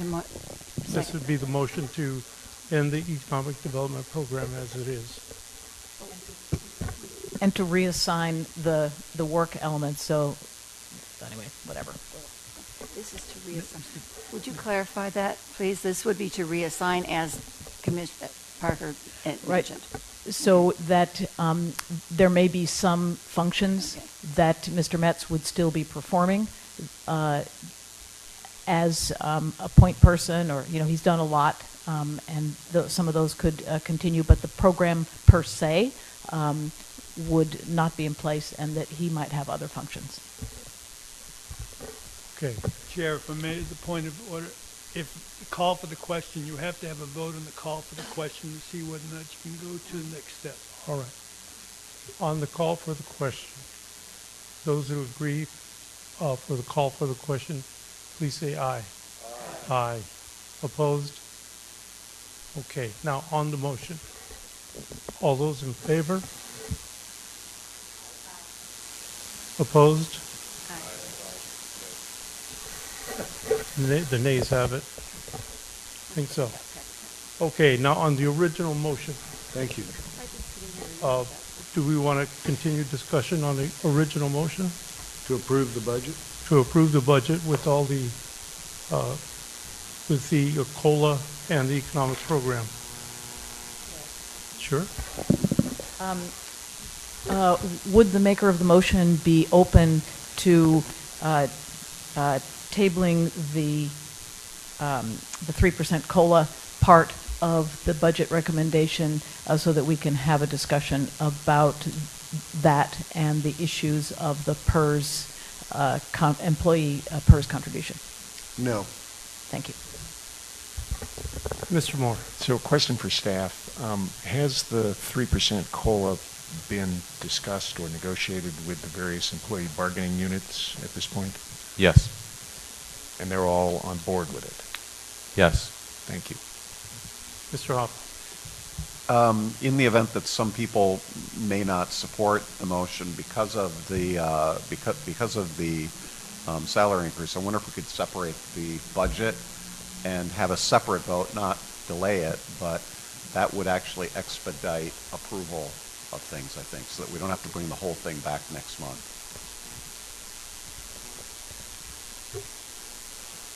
Does the budget have to be Maker of the motion? Well, let me ask this question then. So we separate it, we bring it back next month, and we vote no on the, we don't have enough yes votes on the 3%, we'd have to bring it back in July again?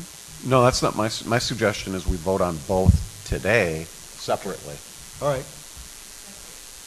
Separately. All the budget except for the 3%. I'll go along with that. Okay. So there's, Sure, that's a new motion. Do I have a I'll second that. okay. I have a question. Yes, ma'am. Do we have to have, does the budget have to be approved unanimously? Yes. It does. On its first reading. Okay. Okay. So on the question, on the budget, just the budget, all those in favor? We did have public comment. We had public comment.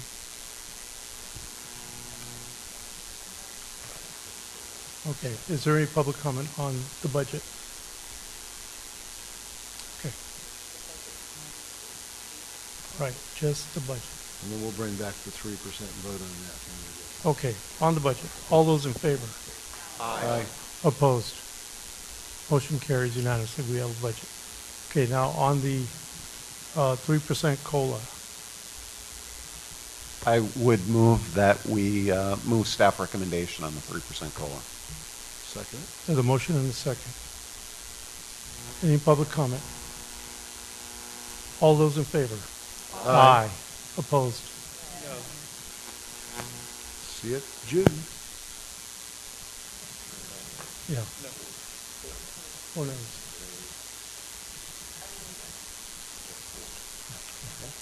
Okay, so that comes back next month. All right, thank you.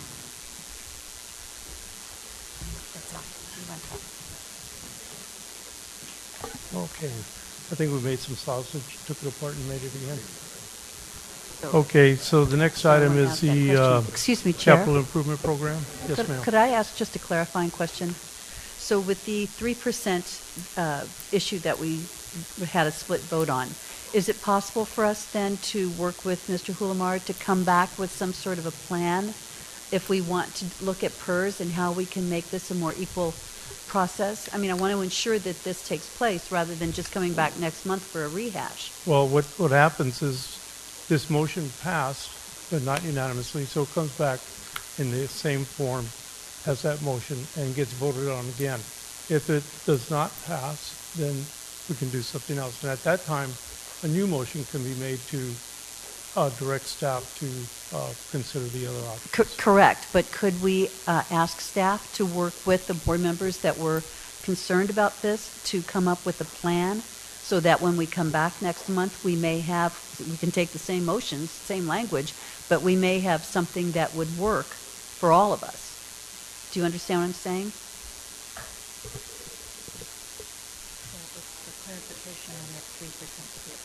So exactly, going back to, could the 3% be applied to PERS or some other formula that would work to start to equalize the difference in the staff between the legacy and the non-legacy, or whatever the term is that's I been used? I have a concern that, and I want to be careful about saying this because it's a little bit, I'm an employee as well, so I get benefits, but I want to make this clear. There's a reason why there are disparate pay structures, and it's because the state and the jurisdictions are attempting to try to get out of what seems to be a significant burden about PERS. And I think we have to be extremely careful on all of these questions about equalizing, because PERS doesn't like that very much. And they frown upon balancing that out. Some communities attempted that, and PERS really got after them. So I'd like to bring back some more information to the board on that issue. It might be the board's desire to refer this question about compensation to the Finance Committee. Actually, formally, it should be referred to the Executive Committee. But I think you're stepping into some areas where the board's authority to deal with equalizing compensation because of PERS starts to get into the reasons why PERS has a two-pronged approach. We do have to be careful about that, I think. Would it be possible to form an ad hoc committee for 1 month that would look at this issue rather than have it go to the Executive Committee or the Finance Committee? I think that the Finance Committee, the Executive Committee, and the Transition Task Force are all charged in this particular issue. I don't think another ad hoc committee is going to really help. Yes, ma'am. But to the point of having, when the 3% cost of living comes back next month for the second vote, many of us have this question that still we would like to have answered about whether it's appropriate, whether we have the authority to shift the employee portion of the PERS contribution to FORA employees. And there was a question whether or not contract language or contract law prohibited that. So to bring the 3% back next month, we would like to have that addressed, be it through something from finance, transition, legal staff. But that's what we're asking, I think, is what Ms. Parker made her motion about, what Director Adams is asking, and at least my no vote was looking for clarification. We'll do our best. Thank you. Okay. Let's move on to the Capital Improvement Program. Josh? This is Jonathan. Jonathan. We'll provide a report. I think he'll be ably assisted by Peter in presenting the full CIP to the board. Good afternoon, Chair Rubio, members of the board. My name is Jonathan Brinkman, Principal Planner at FORA. I'll also be co-presenting with Peter Said for a portion of these slides. And I also just like to call out the FORA team internally who prepared the CIP document. Includes Steve Ensley, Assistant Executive Officer, Helen Rodriguez, our Controller, Ikuyo, Yoneda Lopez, our Administrative Coordinator, along with Executive Officer Michael Humard. I took this team to prepare this document, which is in the FORA board packet today. And I'd just like to go over the items in this presentation. So there'll be 3 major items in the presentation, and at the end we'll be bringing it back to the board to consider recommendations. And so the first part of the presentation will be the review of the Capital Improvement Program budget. The next item will be the 2017 FORA fee reallocation study. And then the third item will be the biennial fee review report. And in each item, we'll go over background and summary of each of the items. And as I said before, at the very end, consider the recommendations for the board. So for the Capital Improvement Program, just wanted to highlight some background here that the FORA Administrative Committee has been the committee that's coordinated this. There were 9 meetings held this year so far. In February, the committee approved the development forecasts, and they've also considered other CIP elements, including the transportation priority ranking, the building removal program, the caretaker cost reimbursement policy, and then the draft CIP tables and budget. Just to go over the FORA's capital improvement program obligations, a number of items have been retired. Storm drainage, wildfire mitigation, and the water and wastewater systems have been transferred to MCWD. Of the remaining obligations, those that are in red on this slide, the transportation transit by far is the largest at $130 million. And then onto the FORA CFD, the FORA CIP funding sources. So FORA's largest funding source is the Community Facilities District / development fee. 30% of the funds collected from this mechanism go towards habitat conservation, and the remaining funds collected go to the transportation transit and the water augmentation portions of FORA CIP. Another major revenue source are land sale proceeds. They fund first by board policy building removal, and then remaining funds for land sales go towards the capital improvement program. The property tax that FORA collects funds FORA operations, the prevailing wage coordination program, caretaker costs, as well as the CIP. And then the grants that FORA has gotten over the years fund specific projects, especially the last major grant we received was an R grant for General Jim Moore Boulevard is an example of a grant. So just a little history on FORA's review of the development fees and reductions and increases in the FORA CFD. So just starting in 2011, the board considered a report by Economic and Planning Systems, which lowered the FORA CFD rates, and we're using the new residential housing number. It started at about $46,000 a unit. So in 2011, after a 27% reduction as recommended by the consultant, the fees came down to $33,700 a unit. In 2013, they came down another 23.6%.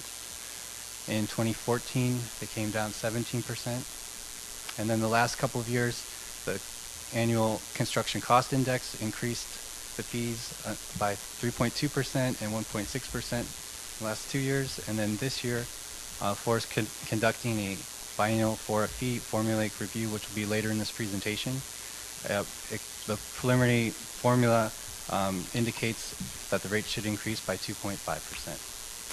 And just to note here that this year's construction cost index is 1.4%, so that would be a 1.1% above what the construction cost index is.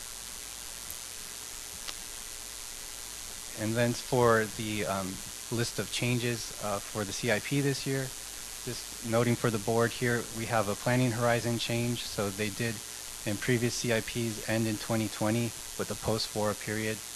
And now we've increased the planning horizon to 2027-28, and this helps us facilitate our transition planning. We've also incorporated this 2017 FORA fee reallocation study into the list of projects for the CIP. Under Appendix A to the CIP, we've clarified how the transportation and transit funding are prioritized amongst the projects. The process is the Administrative Committee recommends those funding priorities, and the board will make the final prioritization decisions. Under the caretaker costs, as recommended by the FORA Administrative Committee, funding has increased this year to $500,000 per year, which is within the policy adopted by the board. And we're recommending a slight amendment to the policy so that the reimbursement process can begin earlier in the fiscal year, August 31st instead of January 31st. That would help jurisdictions in applying for those funds and receiving reimbursement. There's also, as a note for a potential change on the horizon, there's been preliminary discussions with City of Marina staff to shift FORA's building removal obligation from the Marina Stockade to potentially another location. So that may come back to the board in this next year. And just wanted to go over just briefly some of the prioritization criteria which are included in Appendix A of the Capital Improvement Program. I'll just talk about the flagship project as an example. That is one of the criteria that we've used in our prioritization criteria as a starting point for discussions with the administrative committee, and it's a policy of FORA would support with each jurisdiction a flagship project, which means providing the infrastructure needed for a project to proceed within each of the 5 land use jurisdictions. And I'll turn it over to Peter Said for the next few slides. Thank you. I'm going to get a little bit into the actual planning. We talked a little bit about the prioritization and how we came up with the results. Here we're going to talk about the transportation planning first. These are the 3 major roadways that FORA as a lead agency has to complete. Everything else is a reimbursement at this point. So they're by priority. The East Side Parkway, which is number 1 there on the screen in the dashed line, that's the major improvement that is highest priority on the list. It does have Little Eucalyptus Road and Inner Garrison integration on either end. The second priority is South Boundary Road down there at the south of the screen through Delray Oaks, and it includes a little bit of General Jim Moore. The last little bit needed to connect to 218. And the third major roadway is Giggling Road. These are the ones that are left for FORA as an agency to complete. And like I said, all the others are a matter of reimbursement. So when the county gets further along on, say, South Davis, they apply for a reimbursement. We pay them back. So this is the status of the 3 major projects. East Side Parkway is the first one. We're moving into the EIR, that's the Environmental Impact Report phase. That's where we begin to assess the different environmental impacts of a proposed project, including the proposed alternatives.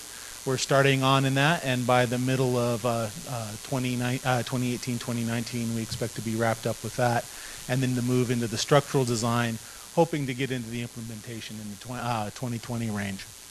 The second major project is South Boundary Road. As many of you know, there is some permitting issues having to do with habitat, but we're moving that forward strongly, and by the middle of this year, we do plan on having our master services agreement in place for roadway design, and that will allow us to continue on in the structural design. The environmental impact report for South Boundary Road was completed some time ago, and so now we just need to complete that structural portion and move it into implementation with a proposed completion by 2020. Giggling Road is also an interesting road. It has a lot of utilities that need to get negotiated, and because of that, the same with the master services agreement, we'll be moving into structural design for that. The EIR is completed for that one, and again, we hope to push into implementation as fast as we can and wrap that up by 2020.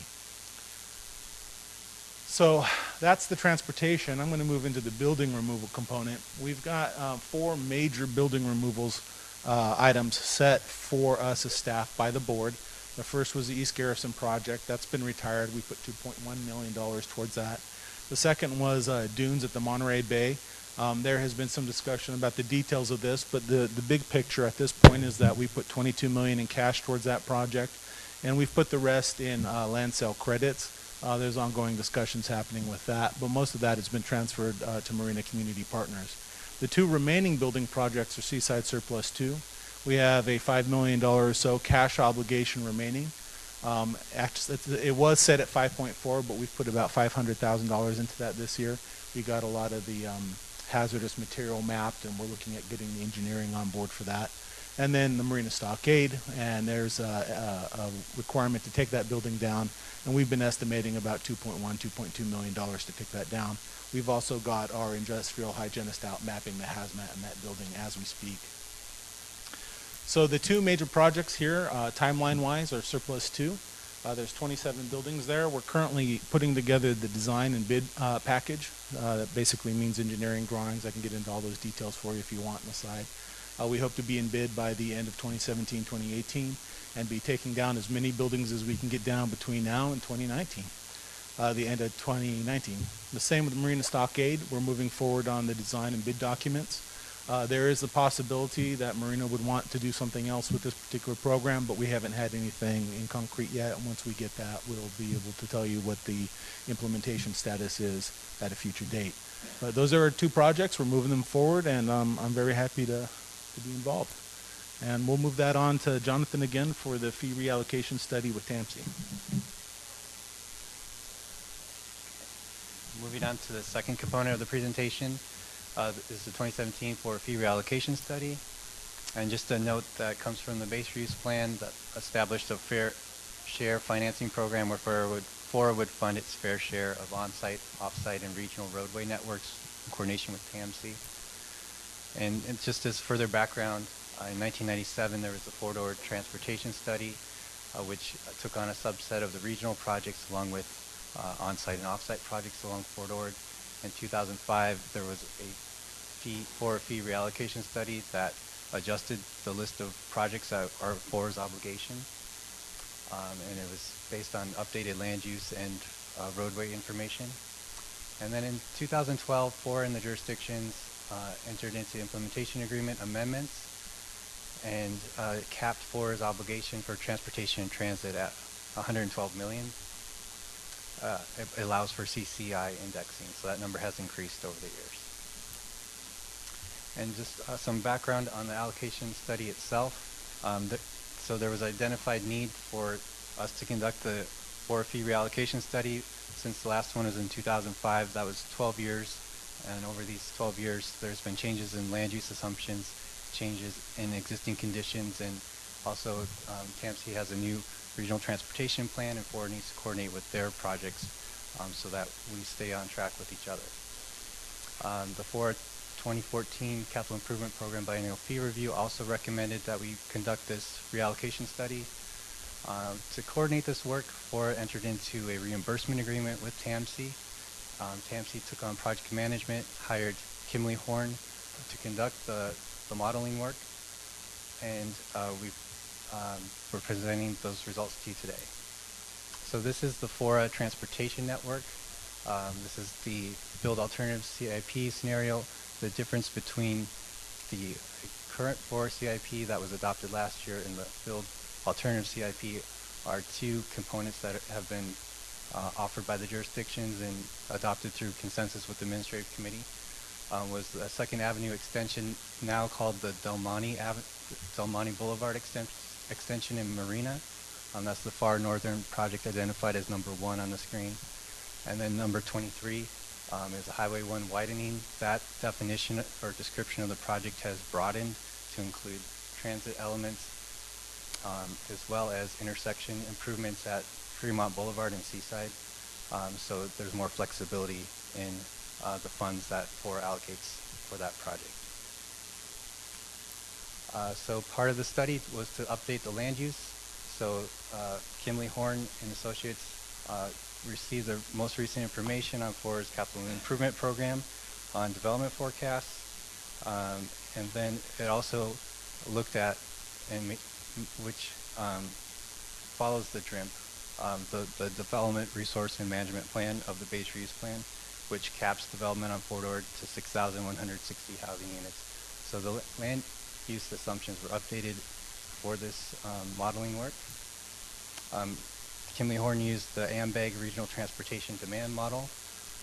So it took some time, and that's part of the delay in getting to the board with this project, to validate the model within the thresholds of percentage of errors as required by Caltrans and Federal Highway Administration guidelines. They also looked at the roadway classifications. So there's a 10% target for overall percentage error allowed within the modeling. There was a screen line validation, so it met those screen line meeting thresholds. And then an individual link analysis, so there are 407 traffic count locations, and so just assuring that the model functions within the parameters expected. And so part of the modeling work looked at deficiency analysis. And so a deficiency analysis is just a methodology that's used to determine weaknesses in a system. And so in terms of the transportation network study, the deficiency analysis uses levels of service, or LOS, and FORA and TAMC have set a level of service of D as an acceptable level of service. So anything lower than D would be a deficient roadway. And so to do that, once that was identified, they ran the model on existing conditions to verify that it was within the threshold, and then looked at the future land use scenarios of 2035 and if you did not build the FORA CIP or the TAMC Regional Transportation Plan, which roadways would be deficient. So they also looked at two other scenarios: the build current capital improvement program, that's the 2016-17 capital improvement program, and then the alternative capital improvement program, which, as mentioned before, was the Highway 1 corridor definition broadening, and then the 2nd Avenue or Del Monte Boulevard extension in Marina. And this is just a roadway map to show you which facilities took on increased traffic with the FORA capital improvement program. And so if a roadway is blue on this map, it's taken on additional 500 trips or more. And then if the roadway is orange on this map, it's actually decreased trips by 500 vehicle trips or more. So you'll see that Eastside Parkway, for example, has taken on over 500 trips. There's decreased trips on Highway 68 and Imjin Parkway, or at least a portion of Imjin Parkway. And then on the fee reallocation, we looked at what FORA's fee allows. So FORA has a community facilities district, which is a Melrose Rouge district. It's different than a development impact fee, which uses a nexus analysis to determine what a fair share is. And so with our FORA's implementation agreement amendment, it also capped what FORA's contribution for transportation dollars was to $114.2 million. So we looked at two options, presented those to the administrative committee. One was the nexus approach, and the other was the fund local projects first, or 100% of the on-site projects. And the recommendation was for option B, the fund local projects first, and bring that to the FORA board for a policy decision. And so both scenarios, so sorry, this is a little out of order on this slide, I apologize, but this is looking at the build FORA CIP and the alternative CIP, but both of the scenarios were within the thresholds of improving the levels of service to acceptable levels. So on the reallocation comparison, we have the option A on the second column to the far right, and then option B on the far right. Essentially, they are within the same dollar cap of 114 million. The difference is the local projects receive 100% funding in option B. The next slide just compared in more detail the two approaches. So option A looks at the nexus approach. It's a development impact fee approach. And then option B, it's because we have a flexible fee structure with FORA, we can fund the local projects first as a policy decision, which was the previous policy decision in 2005. For the regional projects and the offsite projects under option A, they received 79% of that 114 million amount of funding. Under option B, they received 54%. And so the on-site projects is the big shift. So option A provides 21% of the funds going towards those, and option B provides 46%. So option A partially funds the regional off-site projects and partially funds the on-site projects, whereas option B partially funds the regional and off-site projects, but to a lesser extent than option A, and it funds 100% of the on-site project. Okay, the recommendations are not too far away at this point. This is just the third part of the presentation, the biennial fee formulaic review. And we'll bring these recommendations all in one slide at the end. Sorry for the length here. So the biennial fee calculation was a formula adopted by the board in 2012, and it set a formula for FORA to set its CFD rates, and that formula I'll get into in just a moment. So FORA has conducted two of these formula recommendations, one in 2013, which resulted in 23.6% fee reduction, and again in 2014. That was because of a material change. So typically we come back every 2 years, but because of a material change in Marina Coast Water District's capital improvement program, where they took on FORA's voluntary contribution towards water augmentation, FORA removed that from their capital improvement program. So that resulted in a 17% fee reduction. And going over the steps in the process, so the formula the board adopted was step 1 to look at what is the sum total of FORA's capital improvement obligations. And so it looks at transportation, looks at building removal, looks at water augmentation, habitat conservation, totals those costs up. And then in step 2, the formula looks at all the funding sources with the exception of the CFD. So it looks at land sales, looks at property taxes, grant funds, any mitigation payments such as a payment made by CCMB, for example, and totals those up. And in step 3, takes the costs, subtracts out those revenue sources, and comes up with a deficit. So that's the gap that the fee needs to fund. And then applies in step 4 the current CFD tax rate on the expected development, and so then compares that gap with the amount we expect to collect with fees, and comes up in step 5 with a recommendation or a percentage change that's needed to calibrate the costs with the fee. And so the preliminary results this year have been a 2.5% fee increase is what's being recommended. We've shown results to the administrative committee once so far, and there was a slightly different result. So there were just some CCI and other rough edges to come closer to and to narrow down on. So we don't have a recommendation today for the board to adopt a fee increase of 2.5%. We'd like to bring it back to the administrative committee and then bring it back to the board next month. And we'll get into the recommendations on all 3 items and take questions in just a moment, but here's a summary of the recommendations. So for the 2017 FORA fee reallocation, there's 2 different recommendations, both coming from FORA staff and the administrative committee.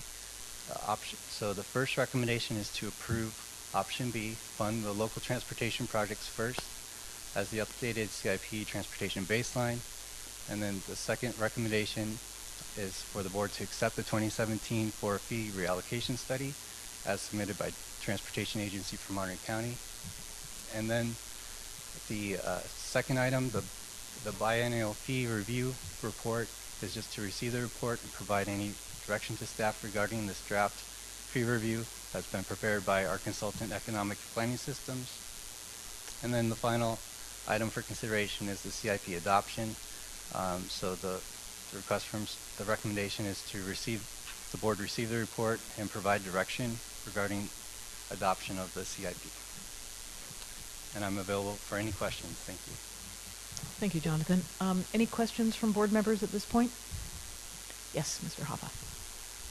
So regarding the CIP, could the board direct staff to consider other transportation alternatives and other priorities? For example, some of us have expressed in the past an interest in making building removal a greater priority, and perhaps looking at other transportation alternatives and mitigations besides the East Side Parkway. Is that an alternative that the board could consider? So I'll take on building removal first. So building removal, our hands are somewhat tied on what funding sources we can use for building removal. So the Community Facilities District fee can only fund the obligations that were listed as facilities that it could fund when it was adopted in 2002, and building removal is not one of those facilities.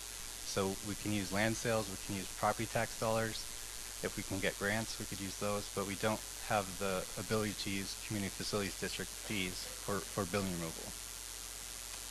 In terms of the question on alternative roadways, such as alternatives to East Side Parkway, so part of this process, we engaged the FORA Administrative Committee and confirmed what CIP items they wanted to consider or have changed in the scenarios that the consultant ran. The results from asking the jurisdictions was the change in 2nd Avenue for the extension, or include the extension in the CIP, and slightly modified or broadened description of Highway 1 widening, but there was no other alternative out there or request from jurisdictions at that time. But the EIR process for the East Side Parkway will have alternatives that the board will consider. will be presented. Any other yes, Board Member Morton. So it's my understanding that somehow past action of the board limited the CFD to not include blight. Was that a board policy that got set? Is that something that can be changed by the board, although I do understand it would require a procedure? So when the board adopted the Community Facilities District, the board recorded a tax lien on all of Fort Ord property, or most of Fort Ord property, and it lists what facilities can be funded through the fee. And so building removal was not one of those listed items. I think the board could do an amendment, but it would take an election of people living within the district if it covers an area where it's populated, because you have to have, if there's more than 12 voters in the district, they get to vote on it instead of a landowner's election. So they would be voting on the allocation, not the percent, not the dollar amount collected. They would just be modifying the structure to include building removal as being a cost. Right. If we held an election to make a change like that, we would present it exactly how we want it changed in the tax lien, for example. So we would have to list building removal as a specific item that could be funded by the fee. So the blight removal, in referring to page A7 of our staff report, which is the appendix to the CIP, we talk about blight removal and we talk about the hierarchy of building reuse, and that was set in 1998. And as FORA is sunsetting, the concern that the city of Marina has, I think the city of Seaside and the county, most importantly, is that when FORA sunsets, after the completion of the stockade removal at 2.1 to 2.7 million and the 5.4 million to the removal of some of the hammerheads, we've been advised in a FORA memorandum dated January 27, 2016, that the remaining blight removal will be left for the land jurisdictions of $54 million. The concern, of course, is that the land isn't even worth $54 million. So the question that keeps coming, or at least I keep raising, and now it's being raised by other members as well, is it appropriate for this board to do a thorough look at the policies that we have set in the past on blight removal, and whether or not that should become a higher priority, as that is within the CIP, the Capital Improvement Project budget? Number one, that's the question. Then number two, even if we approve the CIP as written and brought to us today, or next month we approve this, is this a document that can be modified throughout the year as the Transition Task Force, Finance Committee, any other appropriate board takes a look at and may decide, or the full board ultimately changing its policy on blight removal, can we modify this? So on the second question, the board can modify its capital improvement program throughout the year if there's a need to change an item such as building removal. And then the first question was about prioritizing building removal. Yep. And can the board change the priority or Can find we a address different all the funding? policies regarding building removal? So the question is, because 1998 hierarchy talks about reuse of buildings in place, reuse of the materials.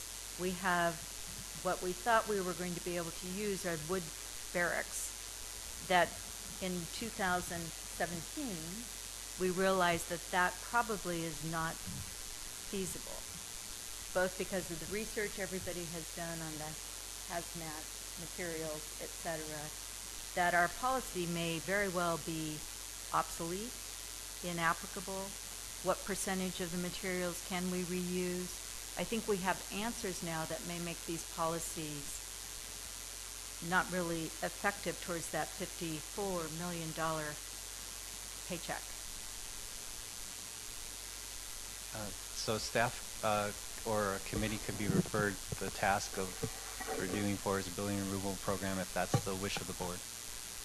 And can we have a presentation about what that policy and how we fund it, and relook at perhaps restructuring the funding?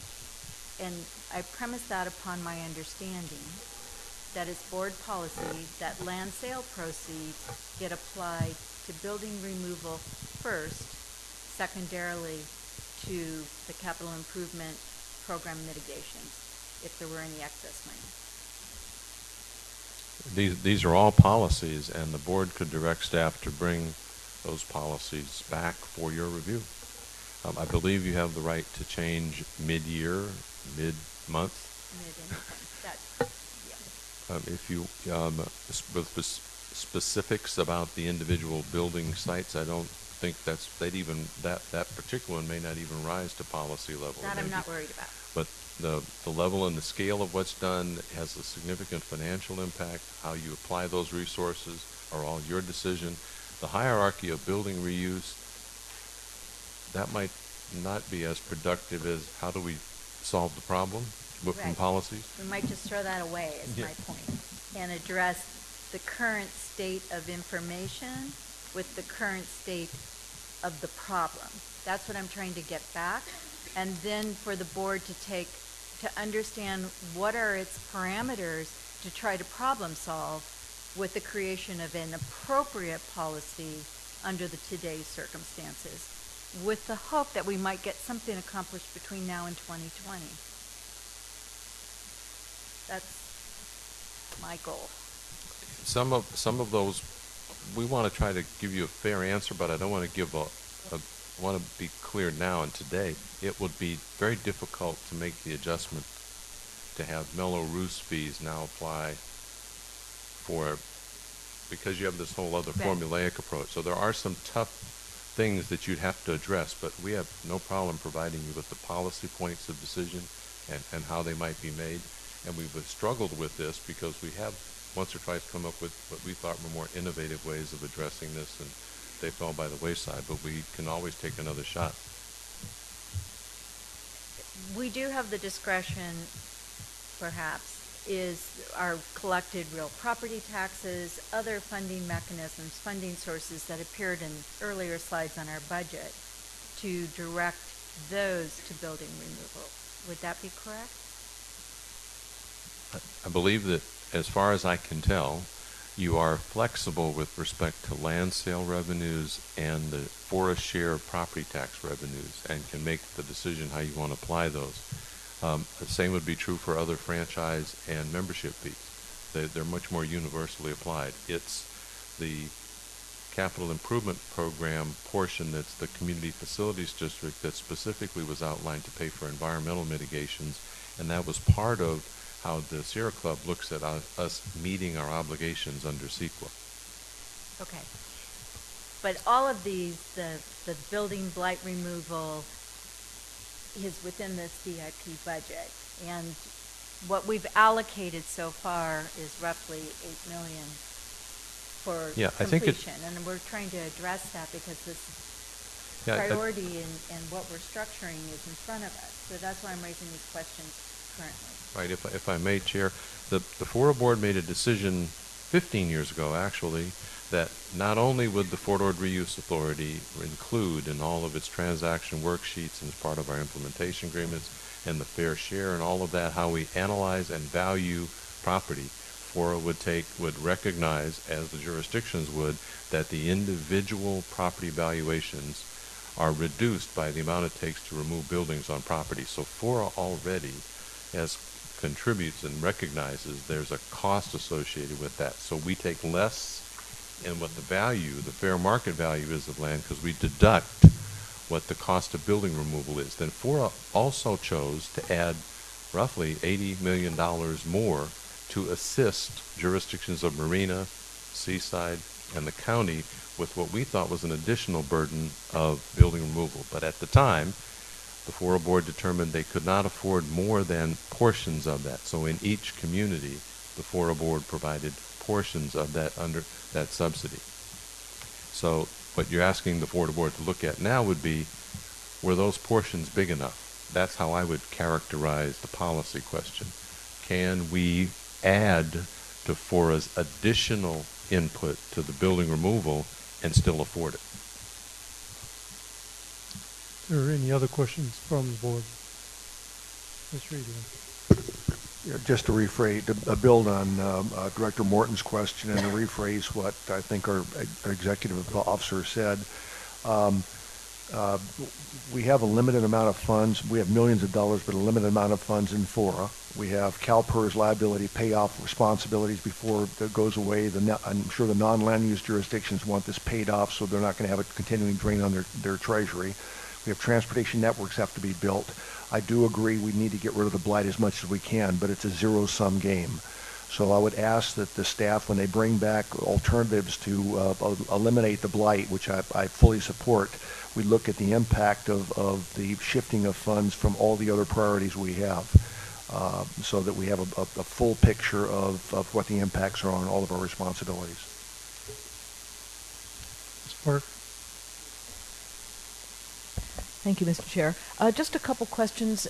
Jonathan, you mentioned, I believe it was you, about the expanded definition of Highway 1 widening. Could you talk a little bit more, just describe a little bit more what those options are, and is widening itself still envisioned, and then this broadened definition just helps us alleviate some of the issues in the meantime, or that's what I'm trying to understand. So FORA's portion is not the complete payment that's needed to widen Highway 1. So what's been previously in the CIP is a percentage of the total cost for the project.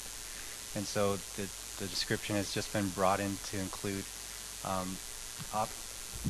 transit options. Might include bus on shoulder or a bus rapid transit, along with intersection improvements to the Fremont Boulevard on and off ramp. So those could incrementally improve the situation in Highway 1, but widening is still part of that description as well. I see. So this is just as FORA monies, which are just a fraction of the entire cost, as FORA monies become available, they could be used for some of those other options. Yes. Thank you. And then I have a question about 8th Street. It's on the CIP list. And I know sometimes the expenditures that we're making have to do with environmental work and different steps to get us to the construction phase.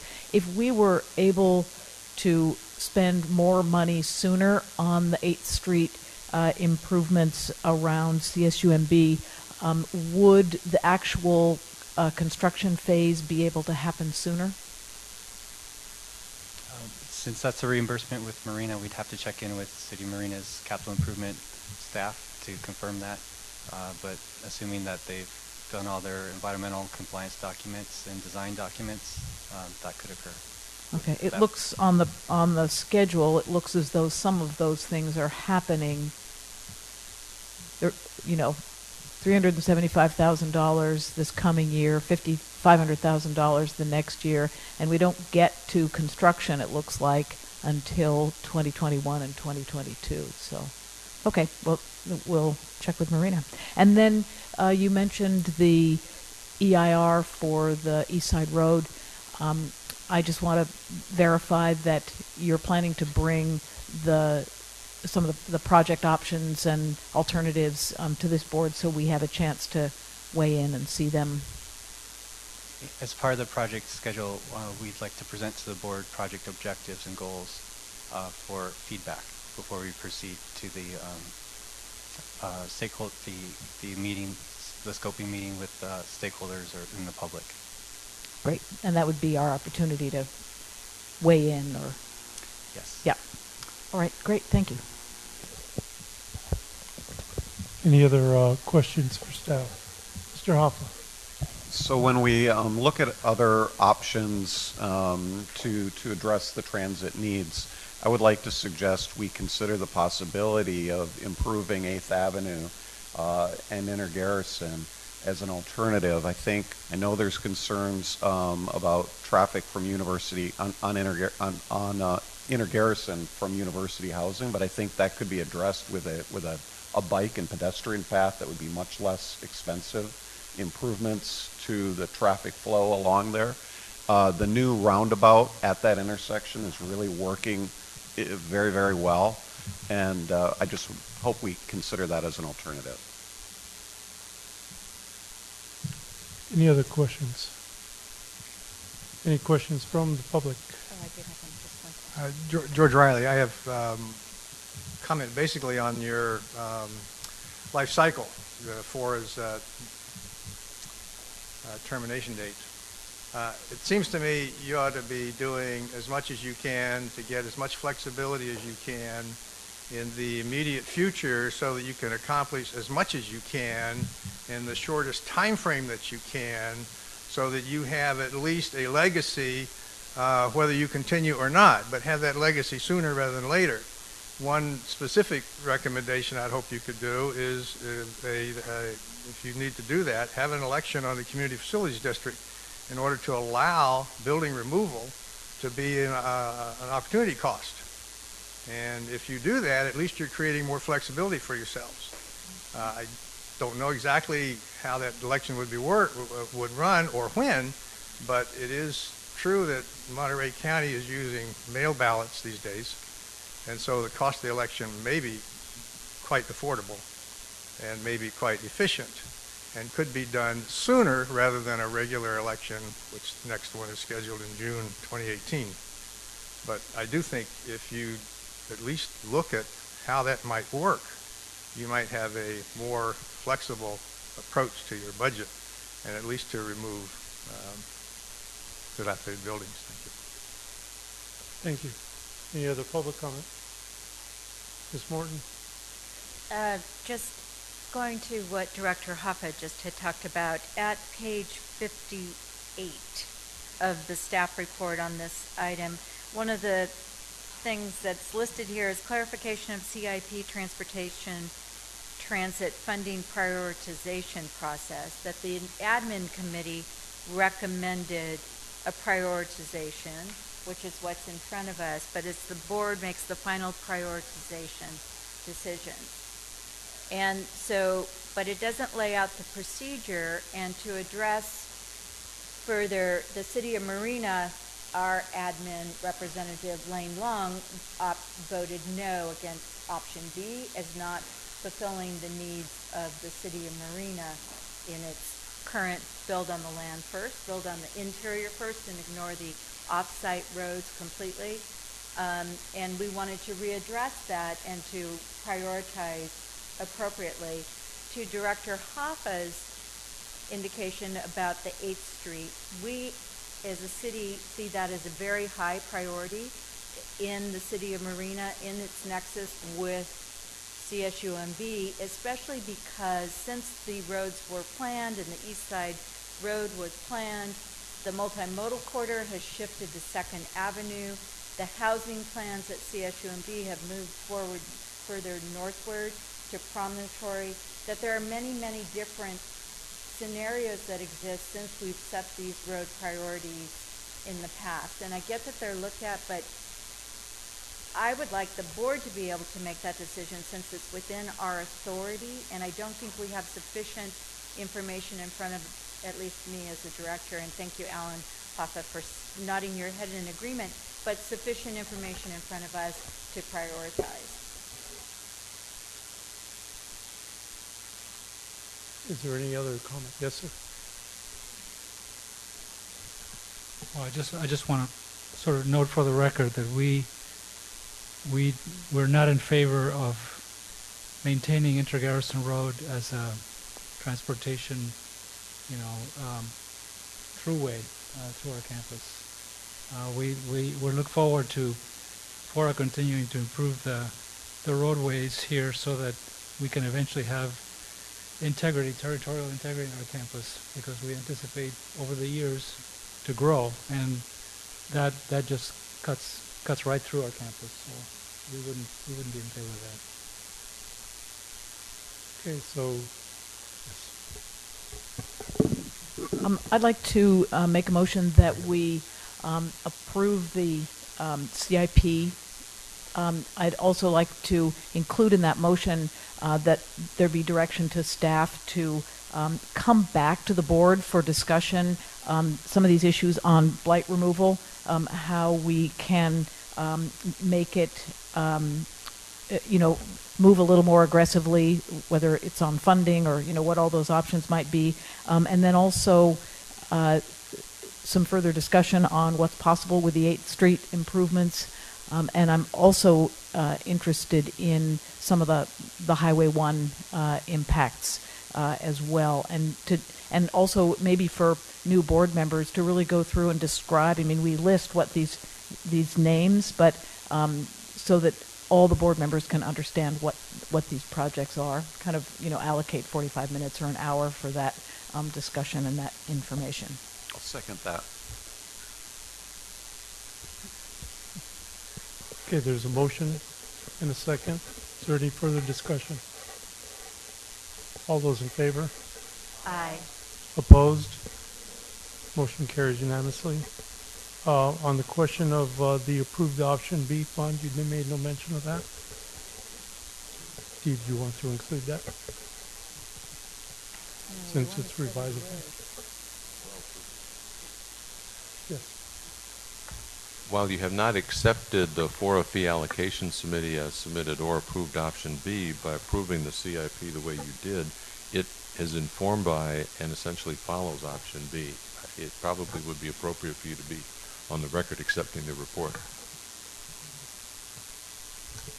And while we're doing cleanup, did I understand that you don't want us to approve the formulaic fee increase of 2.5% today? Or you were going to bring that back, or you want us to take an action on that? Staff recommendation is to hold off till next month on approving any fee change, but to provide any direction from the tables that were submitted as part of the packet. Okay, great. Yeah, just to be clear, the annual fee increase that happens on July 1st, that's part of what happens under the Community Facilities District, it's automatically indexed, is a portion of that. This is, in essence, a 1.1% increase. And so we'll bring that back next month because it may be 1 or it might be a little less or a little more. We think it would be better if you took more precise action. All right, then,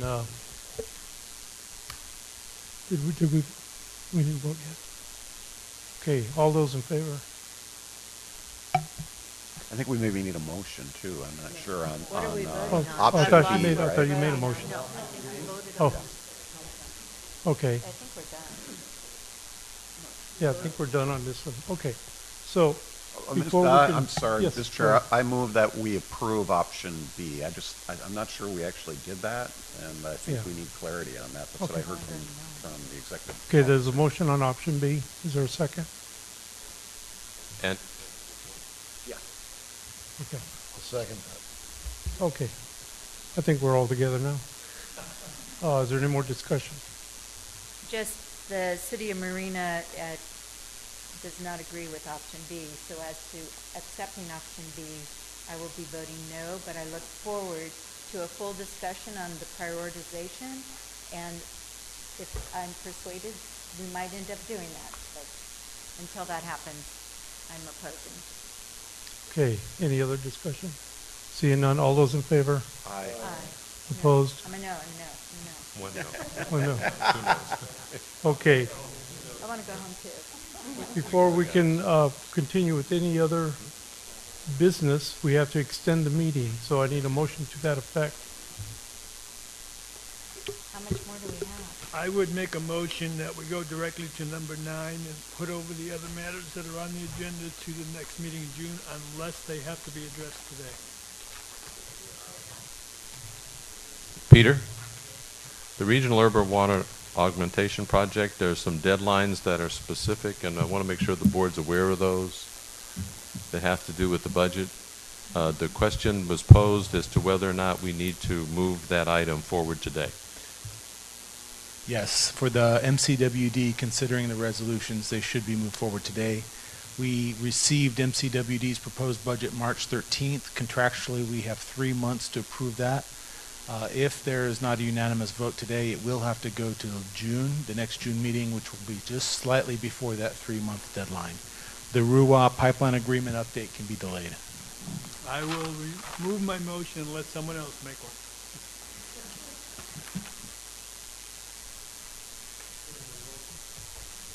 one. Let's start with motion to extend the meeting to 5:30. Second.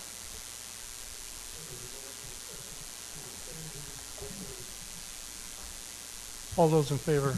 Aye. Opposed? There's always one. So do we have to wait till next month for that?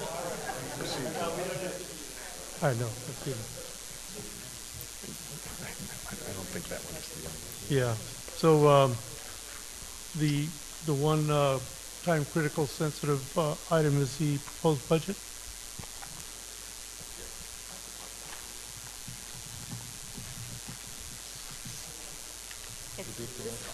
That's an update. So, Chair Rubio, just in the interest of trying to move the agenda forward, I believe non-voting members can make a motion. So I'll move to approve the Marina Coast District's compensation plan Budget and compensation. and plan. the resolutions. I'll second. There's a motion and a second. Is there any discussion? Anything from the public? Okay. All those in favor? Aye. Opposed? Motion carries. Thank you. Thank you. Was there any other time sensitive? No, we don't.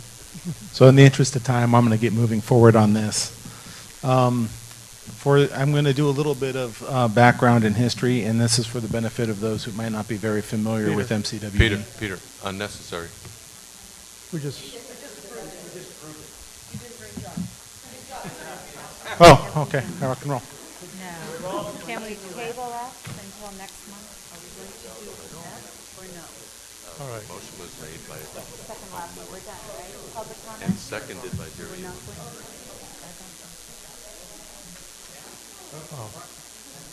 So this time we'll take public comment. Seeing none. Any items from members? Oh. I'm sorry, I thought the meeting was over. I wanted to comment on the item that was pulled on recognizing the sustainable groundwater area jurisdictions.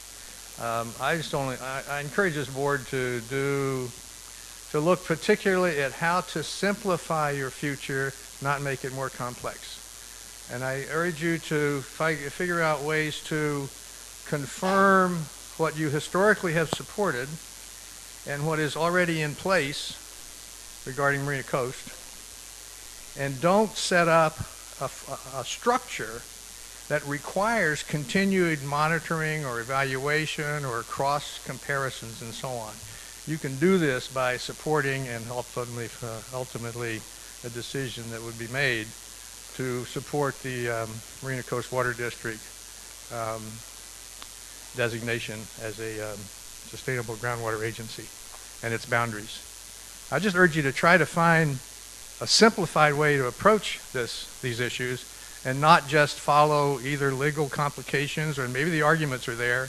But I'm just speaking largely from my experience on Monterey, on the peninsula, where we have silos around water, we have overlays of jurisdictions around water, and part of the complication we have is the price goes up and more players are playing and less decisions get made. It seems to me we make less progress by having more overlay, fragmentation, balkanization, if you will, on the water picture on the Monterey Peninsula.